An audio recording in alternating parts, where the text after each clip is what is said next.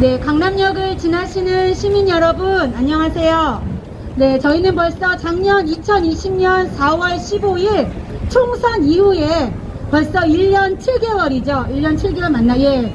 1년 7개월을 이렇게 거리에 나와서 부정선거의 진실을 알리고 있는 시민들의 모임입니다. 어떤 분들이 그렇게 이야기하십니다. 무슨 21세기의 부정선거냐. 옛날에 정말 못 먹고 못 살던 시절에 고무신 받고 그렇게 부정선거를 치러왔던 금권선거, 그런 부정선거, 아니면 얼른 스위치 불 꺼서 투표함 바꿔치기 하는 그런 무식한 부정선거의 시절도 아닌데 무슨 21세기의 부정선거냐라고 많은 분들이 이야기를 하십니다. 그러나 여러분 책에 보셨을지 모르겠지만 이 부정선거는 이제 우리가 없다고 감출 일이 아닙니다. 이미 대선 후보로 나오신 여러분들이 부정선거의 진실을 토론회장에서 말씀해 주셨고, 그것이 저희가 벌써 1년 넘게 이 아스팔트 길거리에서 외치고 있는 내용이기도 합니다. 처음부터 무엇이 잘못되었느냐, 부정선거 어떻게 이루어졌느냐. 원래는 개표를 할 때 하나하나 사람 손으로 손으로 세아리는 수개표라는 걸 했습니다. 하지만 컴퓨터가 발전하고 프로그램이 발전함에 따라 뭐 힘들게 손으로 세니 기계로 세자라고 해서 이제 수개표 프로그램을 이용하게 됐고, 그곳에서부터 부정이 일어나기 시작했습니다. 2번으로 가야 될 표가 1번으로 가고 5번으로 가야 될 표가 1번으로 가고, 이렇게 프로그램 조작, 아마 컴퓨터를 조금이라도 아시는 분들은 제 말이 무슨 말인지 금방 이해가 가실 겁니다. 네, 이렇게 부정을 하나하나 저질러서 정말 전국적으로, 특히 사전선거, 당일 투표에는 좀 덜한데요. 사전선거는 저희가 투표한 이후에 3일, 4일 정도 투표함을 자기네들이 두죠. 예. 그 사전선거하면서 부정선거에 알 수 없는 이상한 통계 조작들이 나오기 시작했습니다. 저희는 거기에서부터 작년 2020년 4월 15일 선거가 부정이었구나. 이미 선거가 치루어진 일주일이 지나지 않아 저희는 부정의 정황을 잡을 수가 있었습니다. 그래서 작년 2020년 5월 달에 대법원에 신청을 했습니다. 지난달 4월 15일에 있었던 선거가 부정인 것 같으니 속히 재판을 해주십시오. 지금 모여져 있는 그 수들을 얼른 다시 꺼내서 다시 한번 헤아려 주십시오라고 저희가 법원에 건의를 했던 게 작년 2020년 5월이었습니다. 원래 선거법상 이렇게 선거에 관한 소송이 제기됐을 때는 180일 이내에 모든 재판을 신속히 해야 된다는 규정이 법안이 있습니다. 하지만 이 대법원은 180일, 6개월은커녕 1년이 되도록 어떤 재검표조차 우리의 어떤 재판에 대한 어떤 재판도 이루어지지 않았던 상태입니다. 그러다 차일 피일 미루다 그동안 저희 시민들의 가슴은 피멍이 들고 애가 탔습니다. 국회의원 임기 4년인데 거기서 벌써 2년 가까이를 이렇게 허송세월을 보내고 만 것입니다. 그래서 지난 6월 28일 연수구 을의 재검표가 정식으로 이루어졌습니다. 앞서 말씀드린 것처럼 180일 이내에 6개월 이내에 선거소송의 재판이 신속히 이루어져야 함에도 불구하고 1년이 넘은 시점에서 연수구 을의 표를 다시 한번 꺼내서 다시 한번 헤아리는 그런 재검표 시간을 인천지검에서 가졌었습니다. 그때 놀라운 사실들이 발견됐습니다. 우리가 설마 했던 부정의 증거들이 모두 나왔던 것입니다. 아마 지나다 보십시오. 좌측에 있습니다. 원래는 그 투표 관리인의 도장이 찍어야 될 곳에 아무것도 빨갛게 찍혀진 일명 일장기 도장이라고 하죠. 일장기 도장이 찍혀져 있고 우리의 투표지는 한 장 한 장 프린터로 인쇄됨에도 불구하고 저렇게 대량으로 인쇄된 흔적으로 칼로 잘라낸 흔적들이 투표지에서 나타난 것입니다. 그것뿐이겠습니까? 한 장 한 장 프린터로 나와야 될 그런 투표지에서 다른 종이와 겹쳐진 잔상들이 투표지 자체에 올라오기도 했습니다. 이런 부정투표의 정황들이 수천 장이 나왔음에도 불구하고 인천지검과 이 대법원은 그조차 묵살하고 그 투표함을 다시 닫고 말았습니다. 얼마 전 8월 30일에는 서울 남부지검에서 영등포 의뢰 재검표가 다시 한번 이루어졌습니다. 그런데 저희는 또 한 번 놀라고 말았습니다. 작년에 선거소송을 제기하면서 그 투표함이 보관된 장소를 문으로 닫고 아무도 들어가지 못하게 테이프로 감싸고 도장을 찍었습니다. 그런데 1년이 넘은 올 8월 30일 날 그곳에 다시 가보니 그 봉인, 도장 찍은 봉인이 훼손되어 있었습니다. 이거 사진 없나요? 정말 그 당시 박용찬 후보, 영등포 의뢰 박용찬 후보조차도 이것은 내가 작년에 봤던 그 문고리가 아니다. 투표함이 보관되어 있는 이 문고리의 봉인을 누가 훼손시켰냐며 여기 있습니다. 예, 강력하게 항의하는 일들이 벌어졌습니다. 여러분 보십시오. 이것이 2020년 우측에 있는 사진이 2020년 작년 5월에 영등포 의뢰 재검표 재판을 제기하며 찍어두었던 문고리 사진입니다. 이 문고리 안에는 우리가 소중히 한 표 한 표 찍었던 투표함이 보관되어 있었습니다. 그리고 1년이 지난 1년 3개월이 지난 2021년 8월 30일 영등포 의뢰 재검표를 하러 들어갔을 때 이 문고리가 이렇게 달라져 있었습니다. 이 박용찬 후보는 이것을 보자마자 이거는 말도 안 되는 것이다. 이 문고리를 누가 훼손했다고 강력하게 항의를 했지만 대법관들은 우리의 말을 들어주지 않았습니다. 여러분, 우리는 단지 어떤 후보 하나 당선되고 떨어지고 이것을 지금 주장하는 것이 아닙니다. 자유민주주의의 꽃은 무엇입니까? 자유민주주의는 어떻게 이루어집니까? 선거로 이루어집니다. 정말 나라를 사랑하는 사람, 국민을 아끼는 사람, 그런 사람을 우리 마음에 두었다가 자기가 원하는 정당, 자기가 원하는 정치인을 뽑아서 이 자유민주주의를 더욱 발전시킬 수 있게 만드는 것이 선거의 역할입니다.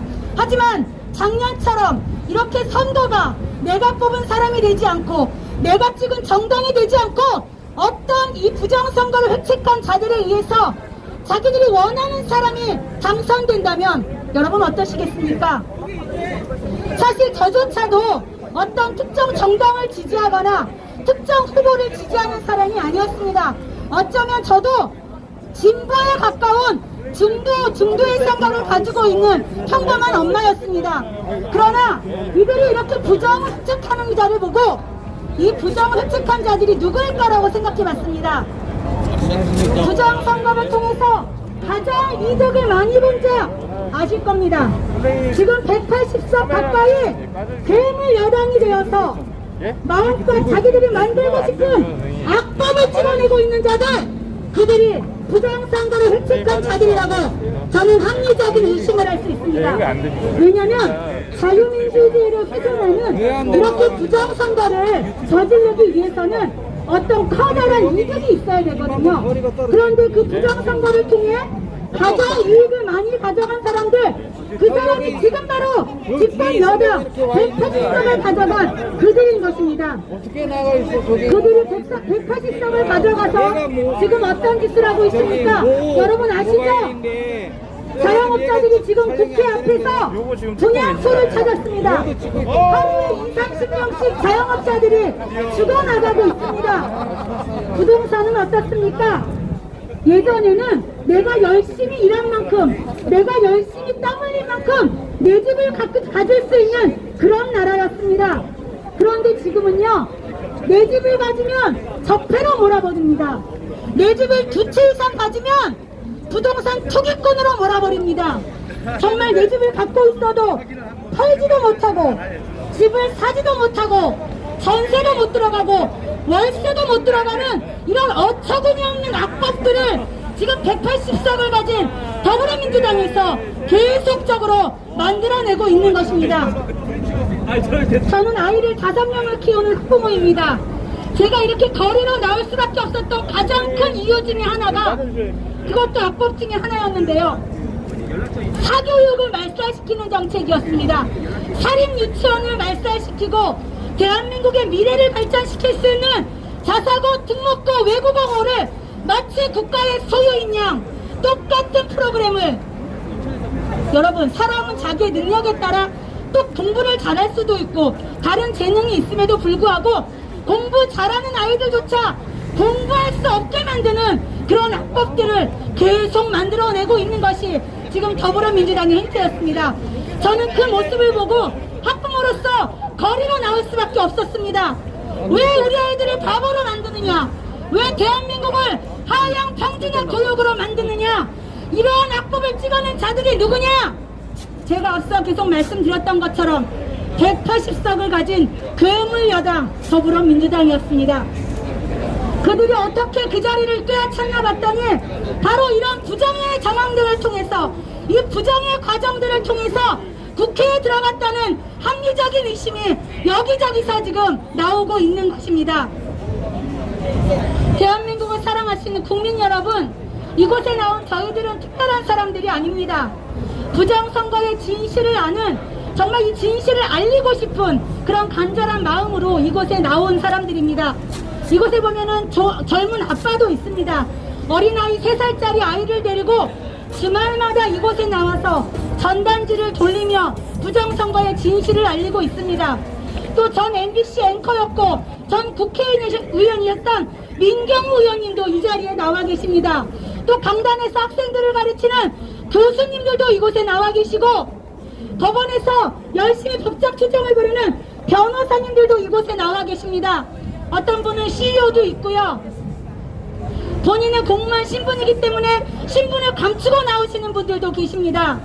여러분, 대한민국이 올바로 가기 위해서 물론 부동산 정책도 잘 돼야 되고, 교육 정책도 잘 돼야 되고, 경제 정책도 잘 돼야 되고, 나라의 모든 정책이 잘 돌아가야 되겠지만 우리가 선거를 잘해야 됩니다. 선거를 잘하기 위해선 작년 2020년 4월 15일에 있었던 부정선거의 진실을 모든 국민들이 알고 함께 진실을 외쳐줘야 합니다. 지금 길을 지나시다 보면은 현수막도 걸려있고 피켓도 있습니다. 보세요. 저런 것들이 저희가 재검표 현장에서 찍어온 부정선거의 정황입니다. 선거 당일에 보십시오. 프린터 한 장 한 장 투표지가 따로 나왔음에도 불구하고 재검표 현장에서 보았던 용지들은 대량으로 인쇄돼서 작두 같은 칼로 싹둑 잘려진 저런 종이들이 수천 장이 발견되었습니다. 이곳을 지나시는 국민 여러분, 이제 내년 3월이면 또 대선이 있고 6월에는 교육감 선거와 여러 선거들이 있습니다. 정말 이 나라 바꾸고 싶어서, 좀 내가 살고 싶어서, 잘 먹고 잘 살고 싶어서 올바른 정치인 뽑고 싶어도 이 부정선거를 묻어두는 한 우리나라는 잘 될 수가 없습니다. 왜 이렇게 수많은 시민들이 부정선거를 외치며 이곳에 나와 있겠습니까? 이 좋은 주말에, 이제 명절임에도 불구하고 왜 이곳에서 이렇게 마이크를 잡고 떠들고 있겠습니까? 여러분, 최근 대선 후보로 나오신 황교안, 안상수, 또 장기표, 이런 후보들이 토론회장, 특히 황교안 대표는 그 TV 토론회에 나와서 부정선거를 정면으로 이야기했습니다. TV조선 19번 채널이었는데요. 부정선거의 진실 한 번만 검색해 주셔서 우리 자유민주주의를 지켜주시기를 간곡히 부탁드립니다. 부동산 정책 때문에 지금 살기 힘드시다면, 이 말도 안 되는 경제 정책 때문에 힘드신 자영업자들이라면 반드시 이 부정선거를 밝히고 넘어가야 할 것입니다. 이곳을 지나시는 시민 여러분, 유튜브에서 4.15 부정선거 또는 네이버에서 4.15 부정선거 한 번만 검색하셔서 이 부정선거를 획책한 자들이 감추고 있는 진실이 무엇인지 함께 파헤쳐 주시기를 간곡히 부탁드리겠습니다. 지나시면서 그냥 가지 마시고요. 현수막도 한번 봐주시고 세워져 있는 티켓도 한번 봐주십시오. 지난 2020년 4.15 선거는 부정선거였습니다. 네, 이상입니다. 감사합니다. 우리 마이크를 전 국회의원이셨고 MBC 앵커셨던 민경 대표님께 마이크를 넘기도록 하겠습니다. 저는 MBC가 아니고 KBS인데 아까부터 계속 그 MBC 앵커라고 하는데요. MBC 앵커는 안녕하십니까? 예, MBC 앵커는 박용찬 지금 영등포을 저 지구당 위원장, 당협위원장이 MBC 9시 뉴스 앵커였고 저는 KBS 9시 뉴스 앵커였습니다. 여러분 오늘 이 자리에 BJ 톨 잠깐 보였고, 예, 많은 분들 주의 길 TV도 나오시고 여러분들 이제 계십니다. 어디죠? 김경원 TV요. 김경원 TV도 나오셨고, 저기 또 여러분 여기 MKTV MZ 세대의 그 구심점을 표방하는 우리 MKTV의 김민아 유튜버도 오늘 나와주셨어요. 미국의 소식을 많이 이제 전해주시는 분이시죠.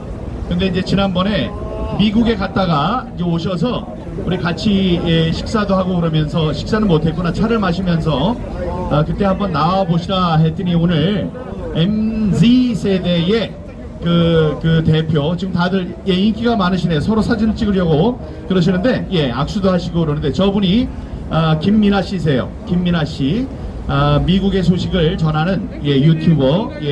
지나가시는 또 이 NA라는 하얀 모자에 NA라는 글자를 쓰고 지나가시는 분들, 네이벌 아카데미 해군사관학교 해사 구국동지회 이석기 회장님을 비롯한 많은 분들이 지금 이 거리를 깃발을 들고 이렇게 가고 계십니다. 정말 감사합니다.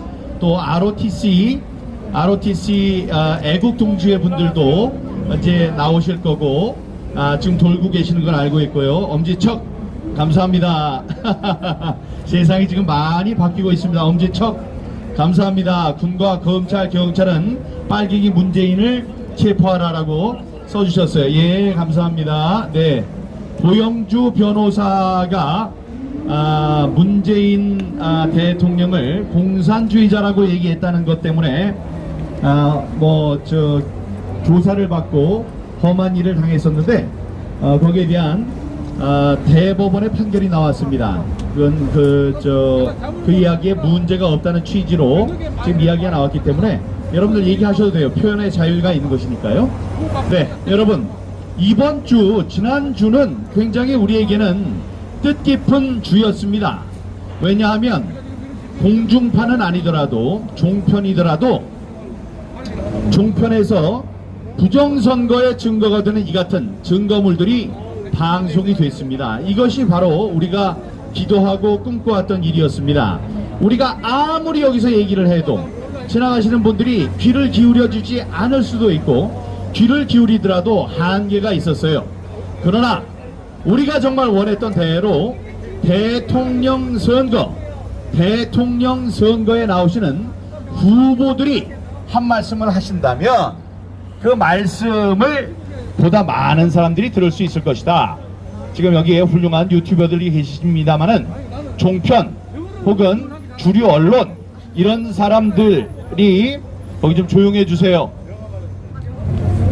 김민아 씨가 오시니까 너무나 이게 말이 목소리 커. 김민아 씨가 크다는 게 아니고 주위에 사람들이 모여서, 그러니까 부정선거, 4.15 부정선거, 그 무거우실 텐데 감사합니다. 화이팅! 이 주류 언론에 나올 수 있는 기회가 있을 것이다. 그랬습니다. 그래서 8강 12분 가운데 8강으로 좁혀졌는데 그 안에 못 드시면 어떻게 하나. 우리 부정선거를 얘기하시는 분들이 좀 많이 그 안에 포함이 됐으면 좋겠다라고 저는 생각을 하고 있었습니다.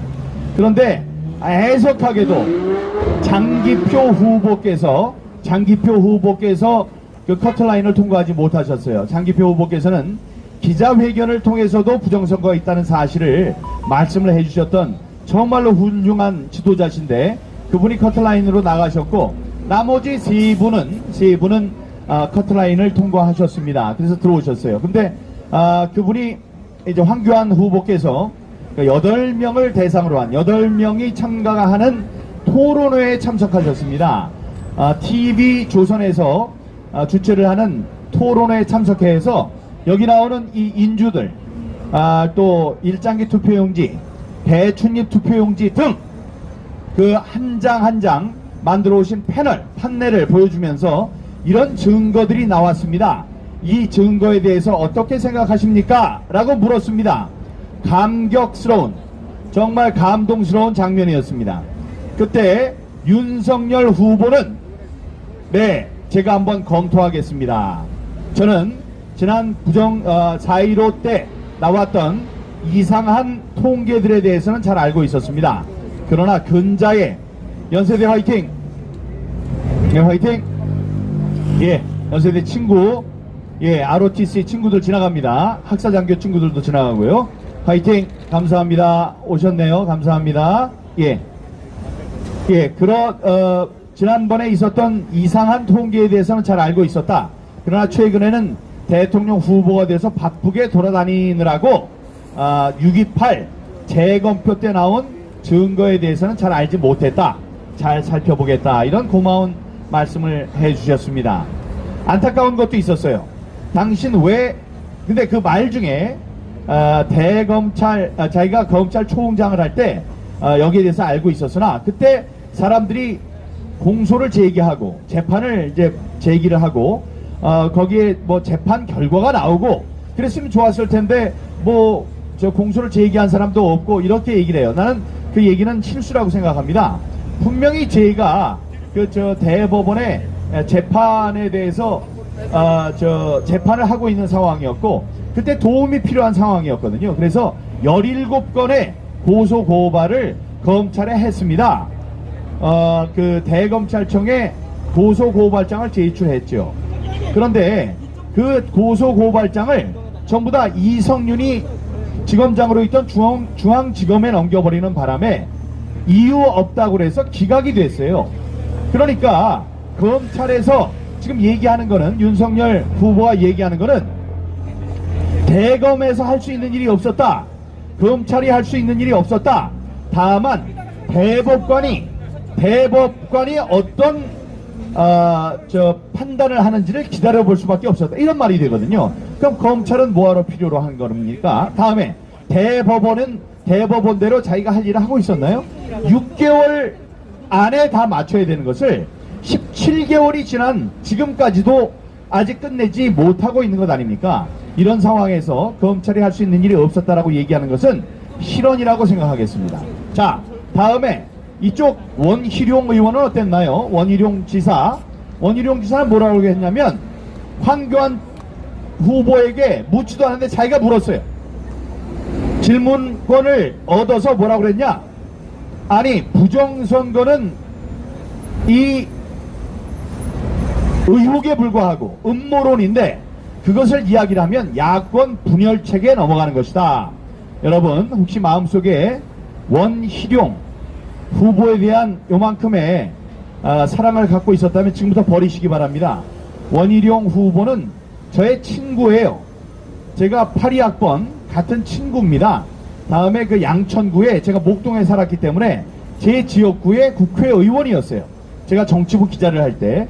그런데 어제 그저께 얘기를 하는 걸 보고 이 친구가 이러면 안 된다라고 저는 생각을 하게 됐습니다. 서울대 법대를 나오고 검사를 한 그런 똑똑한 친구가 이번 부정선거의 증거에 대해서는 한 번도 들여다본 적이 없구나. ROTC 화이팅! 네, 감사합니다. ROTC는 대학에 있을 때나 군대를 갔을 때나 아니면 제대를 해서나 우리 지역 지역의 여론의 지도자들입니다. 근데 이렇게 나서셨습니다. 정말 감사합니다. 다음에 안상수 후보가 있었습니다. 팔이 아프죠? 팔이 아파. 예, 팔이 아파. 예. 안상수 후보가 얘기를 했습니다. 나는 인천에 같이 있는 사람으로서 인천에 있던 민경호 후보랑 같은 당협이 있는 인천의 사람으로서 초창기부터 관심을 갖고 있었다. 사실입니다. 초기부터 관심을 갖고 있었어요. 그런데 초기부터 관심을 갖고 있었는데 황 대표야말로 나보다 좀 늦게 나와서 이야기를 하는 게 아니냐 이런 얘기를 했습니다.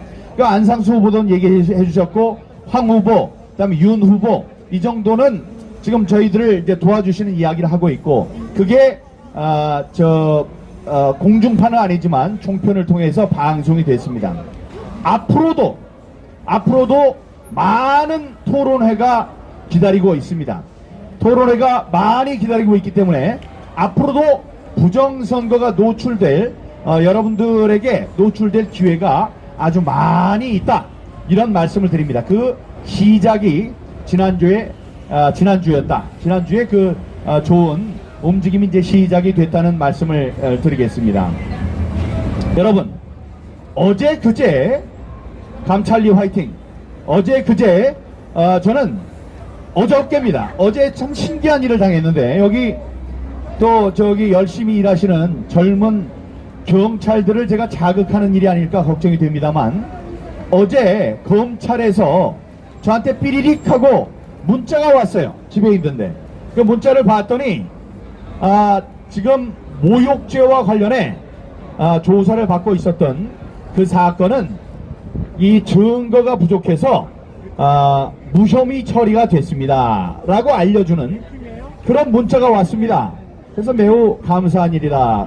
그래서 1시간쯤 뒤에 제가 SNS에 글을 올렸어요. 자, 김창룡 경찰청장을 개떼 두목이라고 내가 이야기한 적이 있었는데, 거기에 대한 수사를 연수경찰서에서 열심히 했고, 그 수사를 검찰이 가서 조사를 하다가 결론으로 이거는 이 모욕이라고 보기에는 이 증거가 부족하기 때문에 혐의 없다, 무혐의 처리를 하기로 했습니다. 이렇게 됐다고 여러분께 알려드렸습니다. 근데 알려드렸는데 1시간쯤 후에 뭐가 띠릭 하고 또 와요. 왔더니 조금 아까 무혐의라고 한 그것, 조금 아까 무혐의라고 했던 바로 그 사건에 대해서 70만원짜리 약식 기소를 하니 그렇게 알아라 하고 문자가 다시 왔습니다. 여러분, 이건 있을 수가 없어요. 이건 이제 만약에 법원이라면, 재판이라면 일사부재리해서 한번 판단을 내린 것에 대해서, 똑같은 사안에 대해서 다른 취지로 판단을 내릴 수 없다. 뭐 이건 법 이론의 기본이죠. 그런 게 있어서 용납이 안 되는데, 검찰에 그런 게 없다고 할지라도 사법기관에서 이런 일을 하면 안 됩니다. 제가 생각할 때는 이렇게 돌아간 거예요. 이 경찰에서 조사를 했고, 다음에 김창룡 경찰청장이 손수 나서서 자기의 변호사를 통해서 나는 이 사람을 처벌할 의사가 있다, 이렇게 얘기해서 연수경찰서에서 나와서 열심히 조사까지 했는데, 이거를 무혐의로 하는 건 너무하지 않습니까? 그러니까 바꾼 거예요. 1시간 만에. 뭐로? 70만원짜리 약식 기소를 하기로. 제가 약식 기소를 왜 받아들입니까? 받아들이지 않죠. 저는 정식 재판을 할 겁니다. 정식 재판을 해서 한번 화이팅! 예, 화이팅! 예, 정식 보성고등학교 화이팅! 예, 이 부정선거, 경찰청장에 대해서 제가 왜 그 이야기를 했는지 말씀드릴까요? 여기 지금 차들이 다닙니다. 저기도 나라승리, 4.15 부정선거 사형, 해군사관학교에서 모는 저 차가 있어요. 차들이 줄 서서 지금 차량 시위를 하고 있습니다. 우리들이 걸어서 시위를 하는데, 8.15 때, 지난해 8.15 10월 3일 때 이 부정선거에 대한 시위를 하려고 했더니 못하는데요. 왜 못하느냐 그랬더니 코로나 때문에 못한대요. 오케이, 그러면 그 의사를 우리가 존중하겠다. 대신 정선거, 부정선거. 아이고, 회장님, 김재수 회장님이십니다. ROTC 회장님이십니다. 정말 감사합니다. ROTC 화이팅. 감사합니다. 네, 여러분 감사합니다. 그래서 그러면 사람이 모이는 건 하지 않겠다. 공성감 어서 오세요. 사람이 오는 건 어떻게 하지 않겠다. 대신 차량 시위를 하겠다 그래서 차량 시위. 그랬더니 김창룡 경찰청장이 뭐라고 했느냐면, 안 된다. 왜 안 되느냐? 차를 갖고 가도 코로나에 걸린대요. 코로나가 얼마나 세면 여기에 있는 사람이 앉아서 운전을 하면 운전에 유리창을 뚫고 쇠를 뚫고 지나가서 뒤에 있는 차 저 또 윈드실드 그걸 뚫고 들어가서 뒤에 있는 사람 코나 입으로 들어가서 코로나에 걸리게 된다 이런 얘기예요. 말이 안 되죠. 그래서 그냥 웃고 있었는데 다음번에 얘기가 더 기가 차요. 그래서 차량 시위하는 사람들은 운전자의 운전면허증을 취소하겠다고 그랬습니다. 이건 말이 안 되는 겁니다. 다음에 김태규라고 판사를 하시던 분이 계셔요.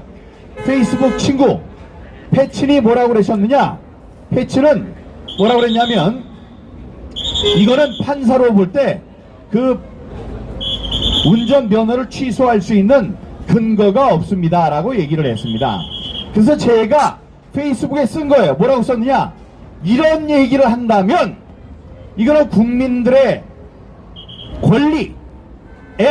권리는 안중에 없고 정권의 안위에만 신경을 쓰고 정권이 하라는 대로만 하는 권력의 주구다. 권력의 주구는 뭐냐, 여러분, 권력의 주는 달릴 주자예요. 따른다, follow. 구, 따르는, 달리는 개구자입니다. 달리는 개다 이렇게 얘기를 해요. 여러분, 주구라는 얘기를 많이 쓰잖아요. 권력의 주구. 그건 사냥개라는 얘기입니다. 땅 쏴가지고 새가 떨어졌어요. 그럼 물어와. 그럼 얼른 가서 물어오는 그런 게 이게 개예요. 앞으로 지나가셔도 됩니다. 네, 권력의 주구. 이 사냥을 할 때 땅 쏘면 포인터라는 개가 있어서 막 달려갑니다.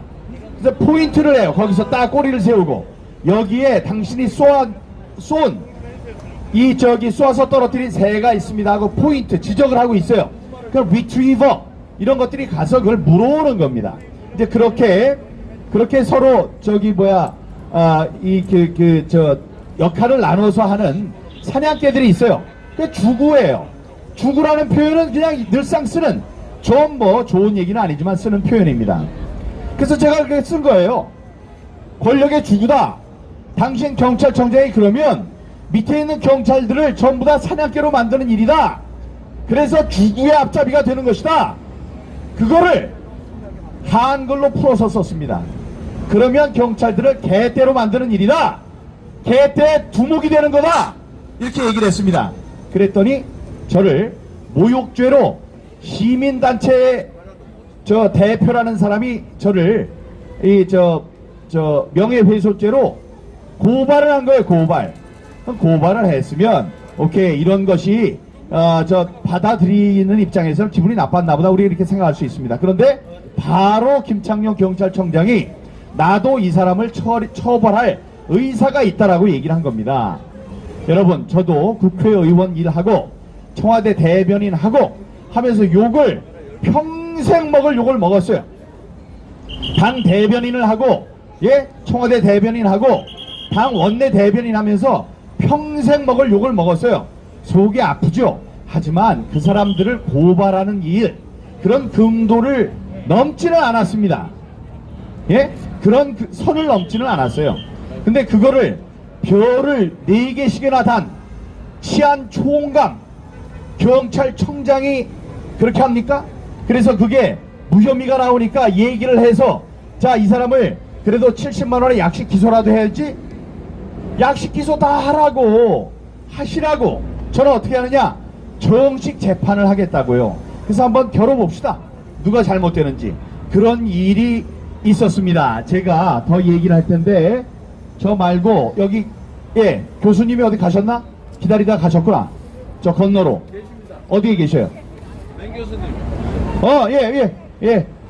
우리 이재봉 교수님부터 저야 이제 다시 분위기 다운되면 다시 나오겠습니다, 저는.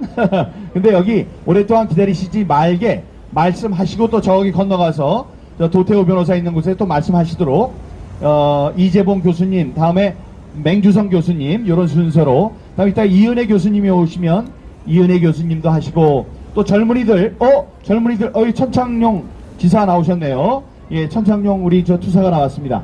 아주 고생하셨어요. 정말 고생하셨습니다. 예, 그런 순서로 진행하도록 하겠습니다. 여러분 감사합니다. 마이크를 우리 이재봉 교수께 넘기는 순간에 저기 이석희 해사 구국동지회 회장님이 나오십니다. 예, 감사합니다. 우리 자유공원에서 있었던 인천 상륙 작전, 예, 그때 기념식에도 나와주신 우리 감사한 분이십니다. 예, 이재봉 교수님께, 저하고 동갑이라고 그랬더니 얼굴을 봐라 누가 더 나이가 많게 생겼냐 그러는데 저보다 젊게 생긴 동갑내기 이재봉 교수에게 굉장히 뜰분 마음으로 마이크를 넘기겠습니다. 네, 안녕하십니까. 1년 반, 벌써 1년 반이 됐죠? 1년 반 동안 매일 또 매주 이렇게 나오시는 애국 시민 여러분, 그리고 블랙 시민 여러분, 명절 잘 보내시기 바랍니다. 그리고 유튜브 여러분도 추석 잘 보내시고요. 고생하시는 경찰, 여러분들도 명절 잘 보내시기 바랍니다. 내년에는 잘 돼서 민주경찰로 거듭나서, 자유민주경찰로 거듭나서 우리 즐겁게 여기서 다시 만나도록 하십시다. 오늘은 늘 하는 부정선거 얘기보다 제가 요즘 좀 느끼는 거에 대해서 말씀을 드리겠습니다. 그렇게 즐겁지 않은 이야기일 수도 있고요. 그런데 여러분들 우리 부정선거 1년 반 동안 굉장히 알렸고 또 노력도 많이 했습니다. 그런데 궁극적으로 제가 누차 말씀드렸듯이 지금 현재 싸움은 우리나라가 중국 공산당의 속국이 되느냐, 그러니까 여야 종중 매국 세력이 이미 됐다고 말씀을 드렸죠. 그런 연장선상에서 4.15 부정선거가 난 것이고, 많은 분들이 지금 대통령 선거에 큰 기대를 하면서 그것을 위해서 일시적으로 대한민국이 바로 잡힐 것이라 생각할 수도 있습니다. 물론 틀린 이야기가 전적으로 아닙니다. 그런데 여러분들 우리 우파운동, 애국운동 하시는 분들이 좀 생각을 하셔야 될 문제가 뭐냐면, 지금 현실은 이렇습니다. 지금 현실은 그러니까 좌파는 프로팀입니다. 그러니까 거의 영국의 영국 프로팀 정도의 많은 인프라를 가지고 있습니다. 여러분, 좌파 학생 운동권들이 계속 재생산돼서 올라오고 있고요. 또 여러분들이 아시다시피 서울시장, 그러니까 박원순 시장 때만 해도 1조 원 가까이 풀려서 시민단체에 지원하고 있죠. 그것이 먹이사슬같이 얽혀서 곳곳에 인프라가 형성돼 있습니다. 또 언론계에도 좌파가 30년 이상 장악돼 있고요. 출판계, 하다못해 네이버에다 백과사전에다 치면은 전부 다 4.19, 5.18, 여러 4.3 이렇게 해서 하다못해 블랙시민운동까지 일방적으로 다 여러분 편파적으로 운동장에 기울어 있습니다. 그런데 우파는 어떻게 생각을 하냐면요, 저도 마이크를 잡지만 마이크만 잡고 일시적으로 소리만 내고 그 다음에 흩어지고 그 다음에 정치권에 줄을 대고 그런 형태로 다 운동을 진행하고 있습니다. 여러분, 그렇게 하는 것은 초등학교 운동회에서 운동하고 있는 겁니다. 잠깐만 저쪽에 무슨 말씀 좀 나눠요. 예. 그런데요, 여러분, 그렇게 해서 이길 수 있을 것 같습니까? 운동이라는 것은 절대로 조직이 하는 것이 개인이 하는 것이 아닙니다. 개인기에 의해서 여러분들 선거에 장악을 해서 이기고 싶어 하겠지만 여러분도 맨날 얘기하다시피 부정선거를 할 겁니다. 여러분, 부정선거를 막아낼 수 있는 인프라가 있습니까? 그러니까 장기적으로 준비를 해야 되는 겁니다. 제가 말씀을 드리겠습니다.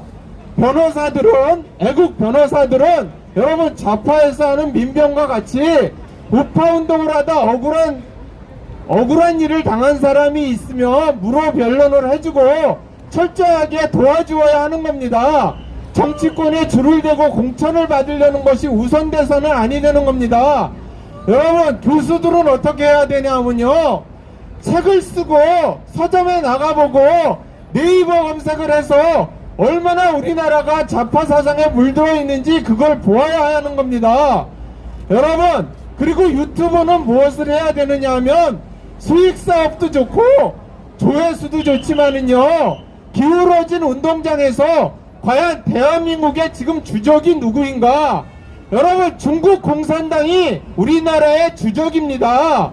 여러분들 정치권에 줄을 대고 그러는 것들이 그렇게 중요한 것이 아닙니다. 여러분, 부정선거가 된다면서요. 어차피 부정선거를 이기기 어렵습니다. 그렇다면 내년에 여러분 대통령 선거 3월 9일 끝나고 어떻게 살 겁니까? 10년, 20년을 보고 준비를 해야 되는 겁니다. 여러분, 정말로 부탁드립니다. 좌파도 그렇게 절망적인 시기가 있었습니다. 좌파에서 백기환이라는 사람 아시죠? 여러분, 백기환 아시나요?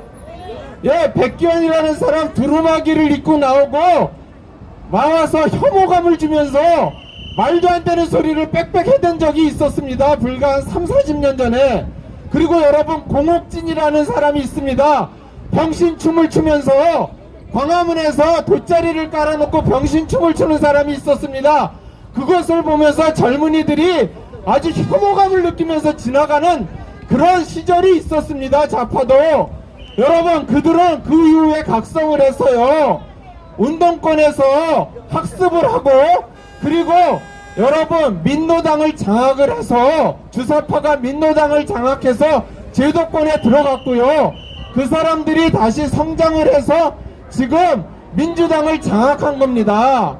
여러분, 그리고 그 수많은 변호사들이나 좌파 변호사들이 물론 북한하고 연결이 돼 있었지만 그 사람들이 민변을 만들고 참여연대를 만들어서 오늘의 주사파 정권, 그러니까 종중 매국 정권을 만들어서 그들이 가지고 있는, 그러니까 어렸을 때는 남한을 북한에 들어바치는 게 일제일대의 꿈이었듯이 중국 공산당한테 들어바치는 것을 거의 목전까지 한 겁니다. 여러분, 여러분들도 그런 자세를 가져야 되는 겁니다. 여러분들이 장기적인 안목으로 블랙시위도 해야 되고 청년들도 가르쳐야 되고 그리고 변호사 운동도 해야 되고 서로 연합을 해야 하는 겁니다. 사실상 지금 야당 후보로 나온 사람들 중에서 대통령이 된다 한들 여당 대통령 후보하고 무슨 차이가 있습니까? 부정선거에 공동 부패 세력이고 부패 공동체이고 중국 공산당의 하수인들인 겁니다. 여러분, 장기적인 안목으로 대한민국을 살려야 되는 거를 잊지 마시길 바랍니다. 제가 드리는 말씀이 여러분들한테 듣기가 싫을 테고 당장 뭐 누구를 지지하자, 뭐 누구를 몰아내자 그러면 시원할지도 모를 겁니다. 자, 지나가는 청년들이 하나도 듣지 않습니다. 이렇게 절망적인 시기가 좌파에도 있었습니다. 저들이 실상을 알게끔 장기적인 노력을 해서 여러분, 일본이 우리나라의 축구, 여러분 좋아하는 축구를 이기기 전에 제가 초등학교 때 일본 축구 감독이 눈물을 흘리면서 그랬습니다. J리그를 만들어야 된다. J리그를 만들어야지 영원히 일본 축구가 나중에 승리한다. 여러분, 우파의 경쟁력 있는 사람, 조직으로 거듭나야 합니다. 여러분, 운동은 절대로 개인이 하는 것이 아닙니다. 운동은 조직이 하는 겁니다. 여러분들의 애국심 잘 알고 있지만 그렇게 성장하는 겁니다. 다음 대선 후에 이긴다 하더라도 그 운동을 지속해야 되고 다음 대선에 진다 하더라도 그 운동을 30년 이상 해야지 대한민국이 바로 서는 겁니다. 아시겠죠? 약속하십시다. 여러분들 죽을 때까지 싸우는 거죠? 약속해 주십시오. 여러분, 죽을 때까지 싸우실 거죠? 예, 감사합니다.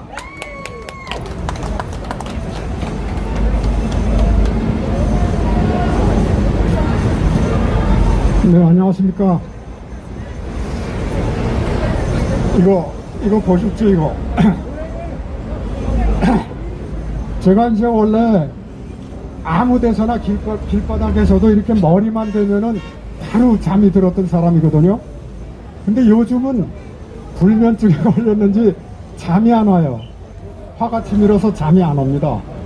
그래서 어저께도 잠을 못 자고 있다가 곰곰이 생각을 해보니까 지금 우리나라가 어디로 가고 있나 라는 그 근본적인 그런 생각이 들었어요. 그 생각을 하다가 문득 생각난 것이, 여러분들도 페이스북에서 이제 보셨겠지만 그 국힘당에서 그 홍보하는 그 포스팅을 한 게 있습니다. 정권 교체할 준비 되셨습니까? 당원을 모집합니다. 선거인단을 모집합니다. 이거를 보고선 첫 번째로 제가 느낀 것은 이건 뭔가 좀 이상하네. 감각적으로 그렇게 생각을 했습니다. 그러나 그냥 무심코 넘어왔는데, 이번에 TV 토론을 하는 모습들을 보면서 그것이 뭐가 잘못됐는지를 알게 됐습니다. 나의 생각으로는 정권 교체 준비가 됐습니까?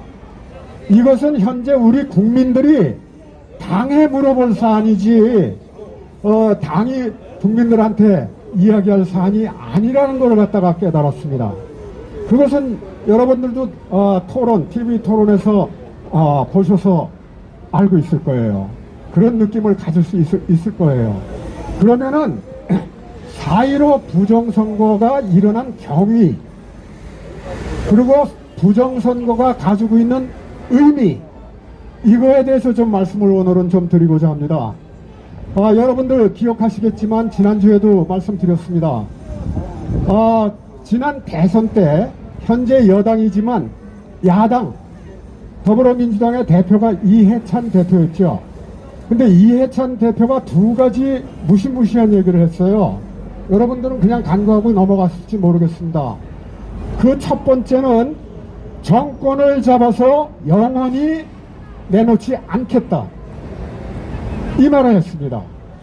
두 번째는 보수를 괴멸시키겠다. 괴멸이라는 용어를 썼어요. 괴멸. 얼마나 무서운 단어입니까? 괴멸이라는 것이. 자, 그럼 첫 번째, 정권을 잡아서 다시는 정권 내놓지 않겠다는 의미가 뭐겠습니까? 이것은 일당 독재로 영원히 집권하겠다, 이런 이야기가 되겠습니다. 그러면은 일당 독재 체제는 무슨 체제입니까? 이건 전체주의 그 체제 이외에는 존재하지 않는 그러한 체제죠. 그거를 표현했다, 이렇게 생각을 해왔습니다, 저는. 그리고 지금도 그 생각에는 변함이 없습니다. 일당 독재, 전체주의 체제로 가겠다, 이런 이야기입니다. 두 번째, 보수를 괴멸시키겠다. 이 말은 뭡니까? 우리 보수는 자유민주주의를 지키기 위해서 지금 이 자리에 나와서 투쟁하고 있는 사람들이에요. 그러면은 보수를 괴멸시킨다는 의미는 자유민주주의를 부정하겠다, 없애버리겠다, 이 얘기하고 같은 이야기입니다. 이런 상황 속에서 부정선거에 대한 TV 토론에서 부정선거에 대한 그 이슈를 황교안 후보가 내놓았죠. 그런데 반응들이 어땠습니까? 하나는 하태경 의를 비롯해서 누굽니까? 유승민 뭐 이런 등등은 부정선거 없었다, 이런 파예요. 여러분, 여기 이거 3,000장의 기형 도장, 기표 이게 양산 을에서만 나왔어. 3,000장이. 지금 개인적인 의사 갖고 과학을 덮으려고 하는 이사들의 뇌는 지금 어떻게 생겼는지 참으로 의심스럽습니다. 이 명확한 증거를 보고, 그것도 이 증거가 무슨 가짜로 발견한 게 아니라 대법관과 또 대법원에 근무하는 부장판사 수십 명, 그리고 변호사팀들, 참관인들 앞에서 수십 명 앞에서 이게 나왔다, 이 말이에요. 이런 상황인데도 불구하고 부정선거가 없었다라고 주장하는 이 사람들의 그 논리는 어떻게 받아들여야 되겠습니까? 나는 그 사람들은, 부정선거가 없었다는 사람들은 자진 사퇴를 하는 것이 옳다고 봅니다.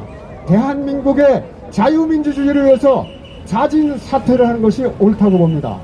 다음에는 어정쩡하게 대답하는 사람들, 어정쩡한 거, 적당히 나한테 현재 뭐 미치는 게 없으니까 적당히 정치적인 발언하면 말겠다. 뭐 이런 정도 아니겠습니까? 그런데 결사적으로 부정선거를 규명해야 한다. 그리고 대법 부정선거에 관련한 자들은 법의 처벌을 받아야 한다. 이렇게 황 후보가 주장을 해왔죠. 그런데 뭡니까? 여러분들, 공병호 TV를 저는 매일 봅니다. 거기에 뭐라고 나왔는 거 아니? 여론조사. 지금 대선 후보 경선의 여론조사를 관장하는 기관이 중앙선관위예요. 중앙선관위. 그럼 가만히 생각해 보세요. 지금 부정선거를 규명을 해서 관련자를 법의 심판을 받게 해야 하겠다는 그 대상이 누굽니까? 결국 중앙선관위 아닙니까? 부정선거를 저지른 주범이 누굽니까? 중앙선관위 아닙니까? 이와 같은 경우가, 이 개떡 같은 경우가 이런 상황이 어떻게 있을 수 있습니까? 국민의힘에서는 무엇을 생각하고 중앙선관위에다가 여론조사 관장을 맡겼는지 참 상상할 수가 없어요. 어떻게 된 건지 잘 모르겠어요. 이 상황 자체가 말이 안 됩니다. 중앙선관위는 당사자예요. 그리고 현재 소송에서 피고라 이 말입니다. 피고가 어떻게 대권 후보를 관장할 수 있는 그런 여론조사 기관이 됩니까? 여론조사 아시잖아요. 부정선거를 하기 위해서 1단계가 뭐였었습니까? 여론조작 아니었었습니까? 여론조작. 지금도 이미 여론조작 시작됐죠. 여론조작 시작됐습니다. 이미. 이재명 이 캠프 하는 짓거리 보세요. 여론조작 시작돼 있어요. 현재. 그거는 대선을 겨냥한 여론조작이죠. 여론조작. 자, 그래서 가만히 생각을 해보니까 이 상황 자체가 이게 말이 안 되는 그런 상황이다. 이런 생각이 드는 거예요. 저는 그렇게 생각을 합니다. 지금 국민의힘은 의견이 분분해서 갈라져 있는데 그래가지고는 승리 못한다는 겁니다. 부정선거의 의미가 뭡니까? 투표에서 이겨도 개표에서 진다는 의미가 아닙니까? 네. 그리고 부정선거, 아까 이해찬 이 두 가지 말을 갖다가 연결을 시켜서 우리는 생각할 필요가 있는데, 이 사람들은 저희들이 원하는 전체주의 국가, 한 번도 경험해 오지 못한 전체주의 국가를 만들기 위해서 부정선거를 해서 180석을 얻지 않으면 안 되는 그러한 필연적인 어떤 관계가 있었던 것이죠. 그럼 180석이라는 게 뭐냐? 헌법 개정을 제외한 나머지 법률은 단독으로 고칠 수 있는 그러한 숫자인 것입니다. 이거를 만들어 놓은 거죠. 이거를. 그래 놓고 실질적으로 수없이 많은 법률 개정을 마음대로 하고 있지 않습니까?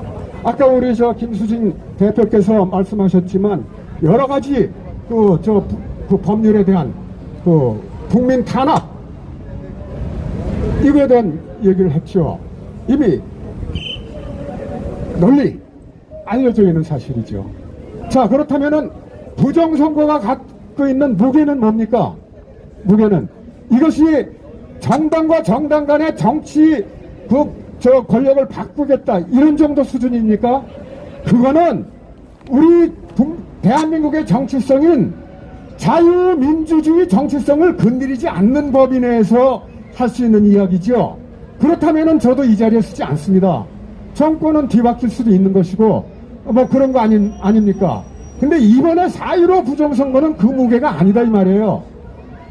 자유와 반자유, 전체주의 국가로 가서 자유와 반자유, 이거의 전쟁 상태로 저는 간주하고 있습니다. 우리는 전쟁 중에 있습니다. 자유와 반자유. 지금 현 정권이 들어서서 첫 번에 한 게 뭡니까? 개헌 조치 아니었었습니까? 제가 그 개헌하고자 하는 안 전체를 다 읽어보고 현행 헌법과 비교를 해봤어요. 그 당시에 그랬더니 63군데 그 수정을 가하는 그 법이었더라고요. 63군데 무려. 그 중에서 가장 시선을 끄는 것은 우리나라의 정체성을 그 규정하는 헌법 제1조, 여기에 1조 1항 2항밖에 없는데 사망의 신설이었어요. 사망의 신설이 뭐냐? 연방제 수준의 지방 분권을 지향한다. 이게 헌법 제1조의 사망에 들어갈 내용입니까, 이게? 예, 그게 시선을 끌었고요. 두 번째는 자유라는 단어를 모조리 다 뺐어요, 모조리. 자유라는 단어를. 이건 뭘 의미합니까? 민주주의? 민주주의, 무슨 민주주의? 어떤 민주주의인데요? 자유를 빼버리면 그 효과는 뭡니까? 인민민주주의. 뭐, 얼마든지 갖다 붙일 수 있어요. 그런데 직접적으로 영향을 주는 것은 국가보안법 제7조입니다. 현재 운동권은 모조리 다 국가보안법을 위반한 범죄자들이에요. 현재 국가보안법이 폐기되지 않고 엄연히 살아있는 겁니다. 그렇다면은 이 법을 지켜야죠. 법을 지켜야죠. 그런데 하태경 뭐라 그래요? 그 법 있으나 마나 한 건데, 그러면서 뭘 했습니까? 김일성 회고록을 출판 판매하겠다. 이와 같이 해서 그 시행을 하려고 했죠. 격렬한 저항에 부딪혀서 도태우 변호사님을 비롯해서 막았습니다. 겨우 막았습니다. 그러나 그 사람들이 안 할까요? 또 할 겁니다. 언제? 대선도 부정선거로 장악을 해서 그때는 가속화할 거다 이 말입니다.